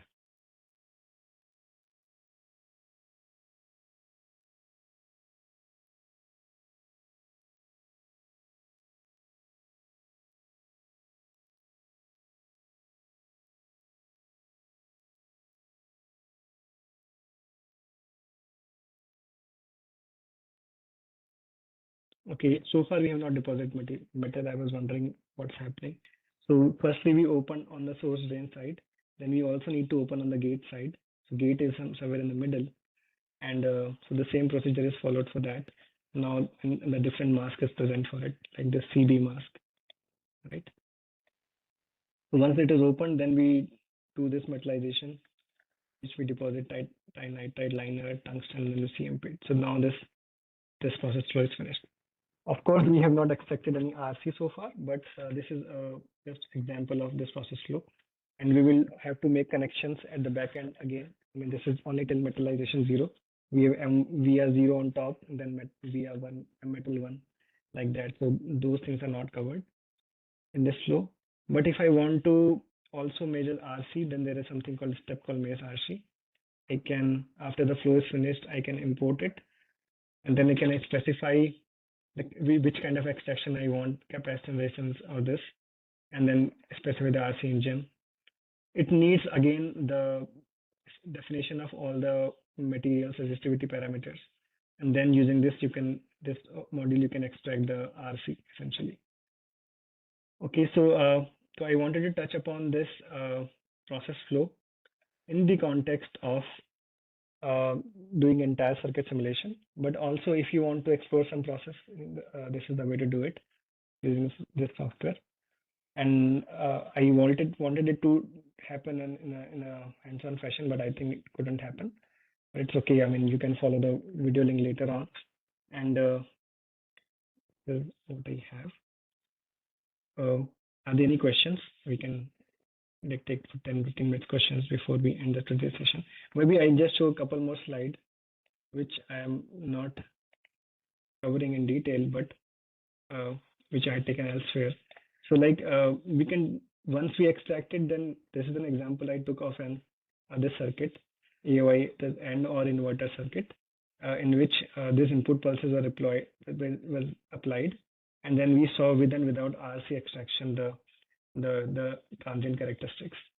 So basically, what I mean to say is that if you include RC, then you get accurate results, and that's what is done to preserve accuracy, and that's where the Centaurus Tcad can help. Okay, so open for questions now. Sorry if I went very quickly, but yeah, I mean I can take any question if you want. If you have anything, you can just ask.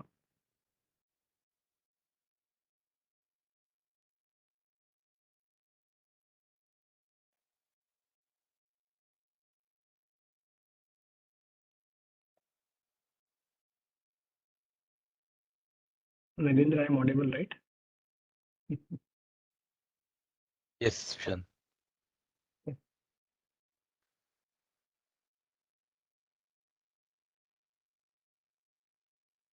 Ajay, can I ask a general question? Maybe just wait for a minute, a couple of minutes. If there are any technical questions, then we can take a question, Ajay. If there are not any technical questions, then we can take a question.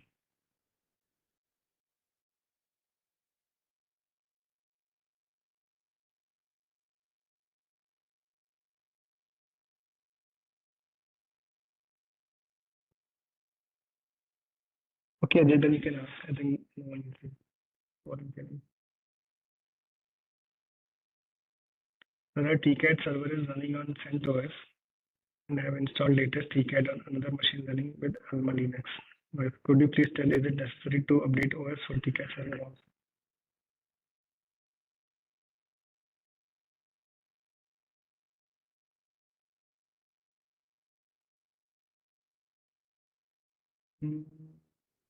I'm not aware if we need for server also, because For Tcad, we certainly need L1 Linux 8.4. For server, I'm not sure. And you are facing license issue. Are you from IIT Roper? Okay, I think I have read about your query. So let me connect you to our team internally. Today I was planning to do it. So I'll do it today. Try to connect it with you. But maybe we can have a different discussion. Let's not discuss it today. Yes, we can have a different discussion. Okay. Is there any material for TMD material in this Tcad? So for Rakesh, you can use the link which we shared previously in order to add any material which is not there. I'm not aware actually if the TMD is there or not. If we don't have S-Process Explorer, can we design FinFET using S-Process only? Yes, Tejaswini, you can do that. But mind you, it will take some long running time. But you can design, definitely. In fact, I did that during my PhD. My PhD was on FinFET transistors, and I using that actually, using S-Process and SDE. Is there any session on SDE? No, Akash. Let me just show you. Or maybe I'll just do it quickly, show it, because that answers the question. So hold on to other questions. I'll just answer Akash's question. So go to your tool. I hope you can see my screen. Please confirm. You can see the screen? Yes. Okay. So if you go on the top, there is something called T bar. If you click on the T, training, and I think something should pop up. So this training has popped up. Then you can go to Centaurus structure. So here we have trainings for different tools like Workbench, which Narendra covered yesterday, Process, which I covered today, Silicon Workbench, which I partially covered today, Centaurus Interconnect, which we are not covering, and then Centaurus Structure Editor is what you're interested in. So you can click here, and then you can get like this total 1 to about 3-4 hours of this thing, entire lectures on this, in which you can get like read it and do it on your own. And that's how you can learn any tool. This is actually very nicely written and verified things. And like in fact, like for Tcad to Spice, I think I mentioned there are like good tutorials present over here. And similarly, it's a very rich thing. I guess this was present already, to you guys yesterday. So yeah. Okay, so let's take further questions. So that article you shared is asking about entering the site number. So Prem Sagar, this C2S workshop, we are providing these licenses. I believe all of you are on Solnet, all the institutes, at least your PIs and co-PIs. So through them, you should be able to access it. Okay, so you get in touch with them and and access it basically. Okay. So site number I should have basically.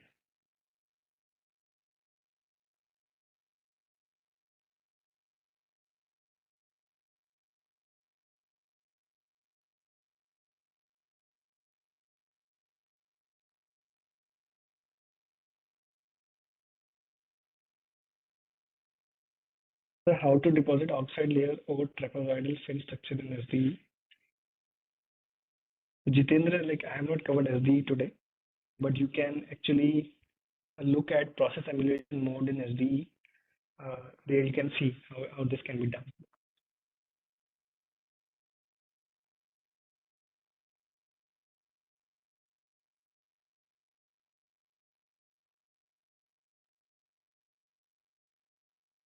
Okay, any other question?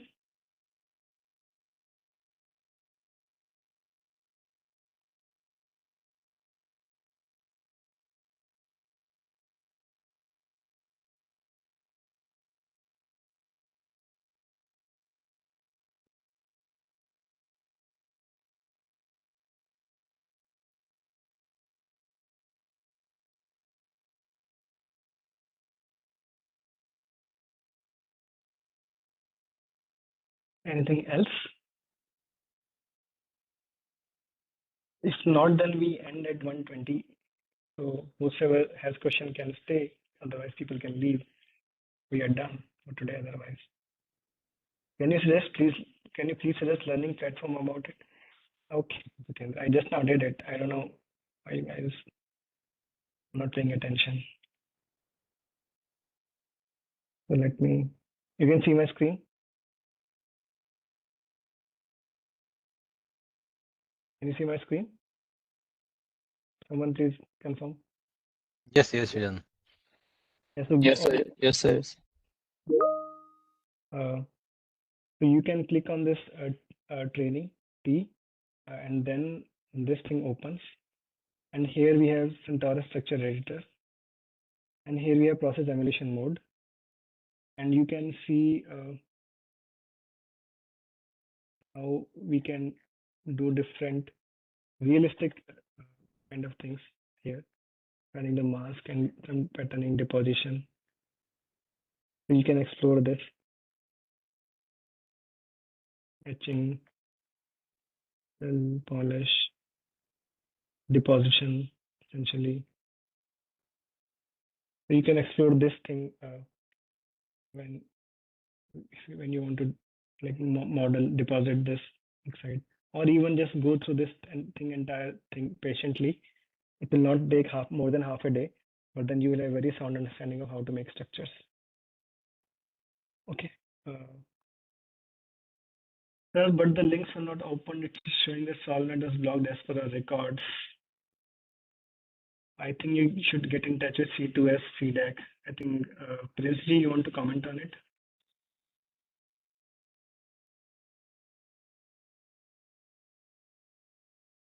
Maybe you can just write to them because the license is coming to them through them, coming to you through them. So I have a tool called RSoft. How can I use it with Centaurus Workbench? We can add this tool in Workbench. RSoft is Synopsys tool. So you can add it, I believe. Sushant, I can take that question. Please, Samir. I didn't know you were here. Yeah, so if you have license for both RSoft and Centaurus Tcad, make sure both of them are installed in Linux. And so even RSoft you need to install in Linux. And then once it is installed in Linux, you can just say Xcad and then run it, right? So you can XBCAD rather. So that is the RSoft CAD GUI tool. So once you are able to execute XBCAD in a Linux terminal, that means RSoft is properly installed. So is RSoft installed in your system basically? Sir, it is not installed in Linux. It is installed in Windows. I have to install it in By Linux. any chance, are you in VNIT? Are you from VNIT? Because I got Yes, a query sir. regarding that. Yes, sir. I'm from VNIT. So I've answered the question in the case, right? I mean, have you gone through the case? Yes, sir. I have seen. So any other queries you have regarding that? I still have to try on that. Yeah, please try up and update the case, right? Yes, and then sir, of course, RSoft is a separate tool which is there. Okay, let me just. Can I share my screen, Sushant? Yeah, why not? I don't know if you have. Yes. I think. Let me see if I can give you permissions. Yeah, I have given you the permissions. I'm no longer the presenter. You are the presenter. You can present now. Okay, let me share the right screen. Yeah. So can you see my screen right now? No. Yeah, now we can see. Yes.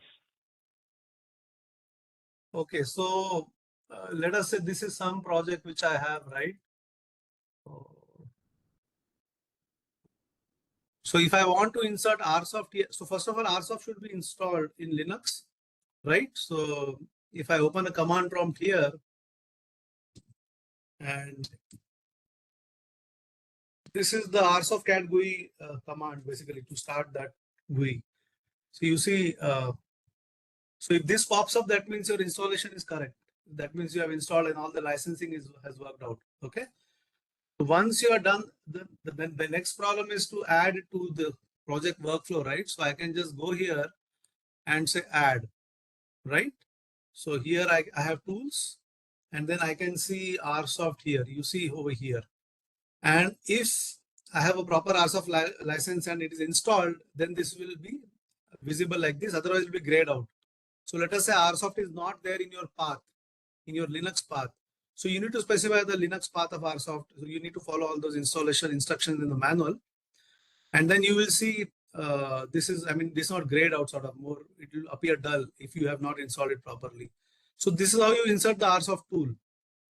And so to get started, basically, you should go to this application library project over here, this Opto RSoft, and then you see this CIS FSI RSoft, right?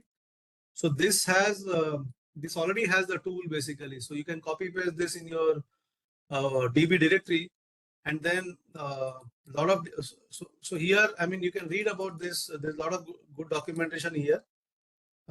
So if I go to this right-click project documentation, this PDF comes up, right? So it explains to you how to use RSoft basically along with Tcad tools. So you can go through this documentation. And of course, RSoft in their own folder, there's examples directory. That's what I wrote, I think, in the case also. So you can copy paste those examples also. So there are SWB projects in the RSoft examples directory. I think it is multi-physics, or now I don't remember exactly. So you can copy paste those SWB projects under DB folder. And in those SWB projects also, you will see this RSoft tool over there. But yeah, this is the latest. So I believe you have the older version, right, of Tcad, or rather RSoft, right? Yes, sir. So yeah, so this example won't work because this example is set up to use this latest RSoft, I think.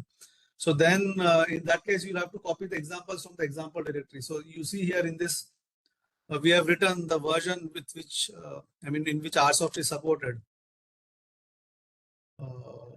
Yeah, it's not written, but yeah, it's the latest version basically. So it's written in 2024 or so yeah. So you won't be able to use this example as it is, but yeah, copy the examples from, copy the SWB projects from the examples directory in RSoft under your DB folder over here, and then you'll be able to run those tools basically. Okay. Yes, sir. One more thing, sir. My Synopsys license is installed in a server, and the RSoft license I have in a dongle. I think Tungyu already responded to that, right? Tungyu, you had a conversation with Tungyu about that? Yes, sir. I have. Yes, yes, sir. So you need to, so for RSoft, I can't support, I mean, I don't know much about installation basically of RSoft tools, or so you'll have to write to Tungyu again, or let us say to Mr. Joshi again regarding that. I don't have any idea about that, how to transfer the dongle license to Linux basically. Okay. Okay, sir. Any other query you have regarding RSoft? So thank you for the. Sure. So Sushant, I'll stop sharing them. So if there are any other questions people can ask, we plan to end the session at 1:25. Yeah, and let us say there are installation related queries, right? So they can create a case basically through our case like this. There's a case about, I mean, there's a query about CentOS, Alma Linux OS and all, right? So we'll be able to help you out better if you create a case regarding these installation issues. Yeah.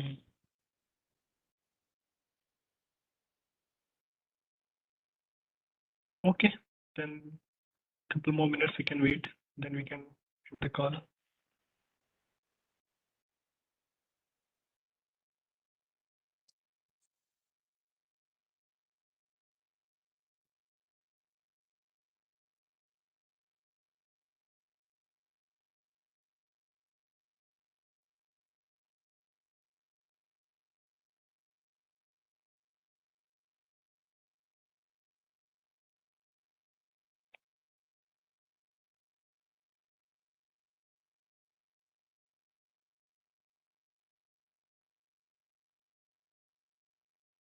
The people whoever is done can leave. We'll just end it. And Sushant, I don't know whether you announce, there are a lot of queries regarding how to add new materials, right? So we'll share a PowerPoint presentation, I mean, slides on that later on so that you can download it. We have not announced. So yeah, so I think I shared the link and then people were facing problem in accessing it. Yeah, so I have some slides and yeah, we'll create PDFs and then we can share it through the share file link.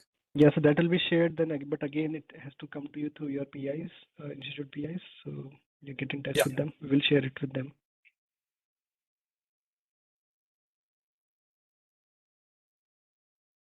All right, so it's 1:25, so I think let's end it. Okay. Yeah, sure, Sushant. Okay. Bye.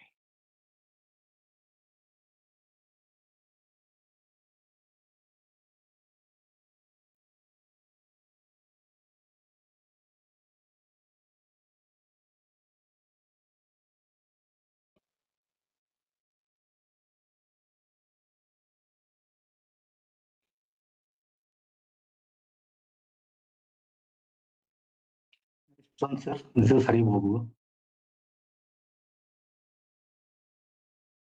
Is there a question? No. Actually, the session is over. Shall we wind up or what? Yeah. We can close the session then. Thank you. Because no more questions, so we can wind up, no?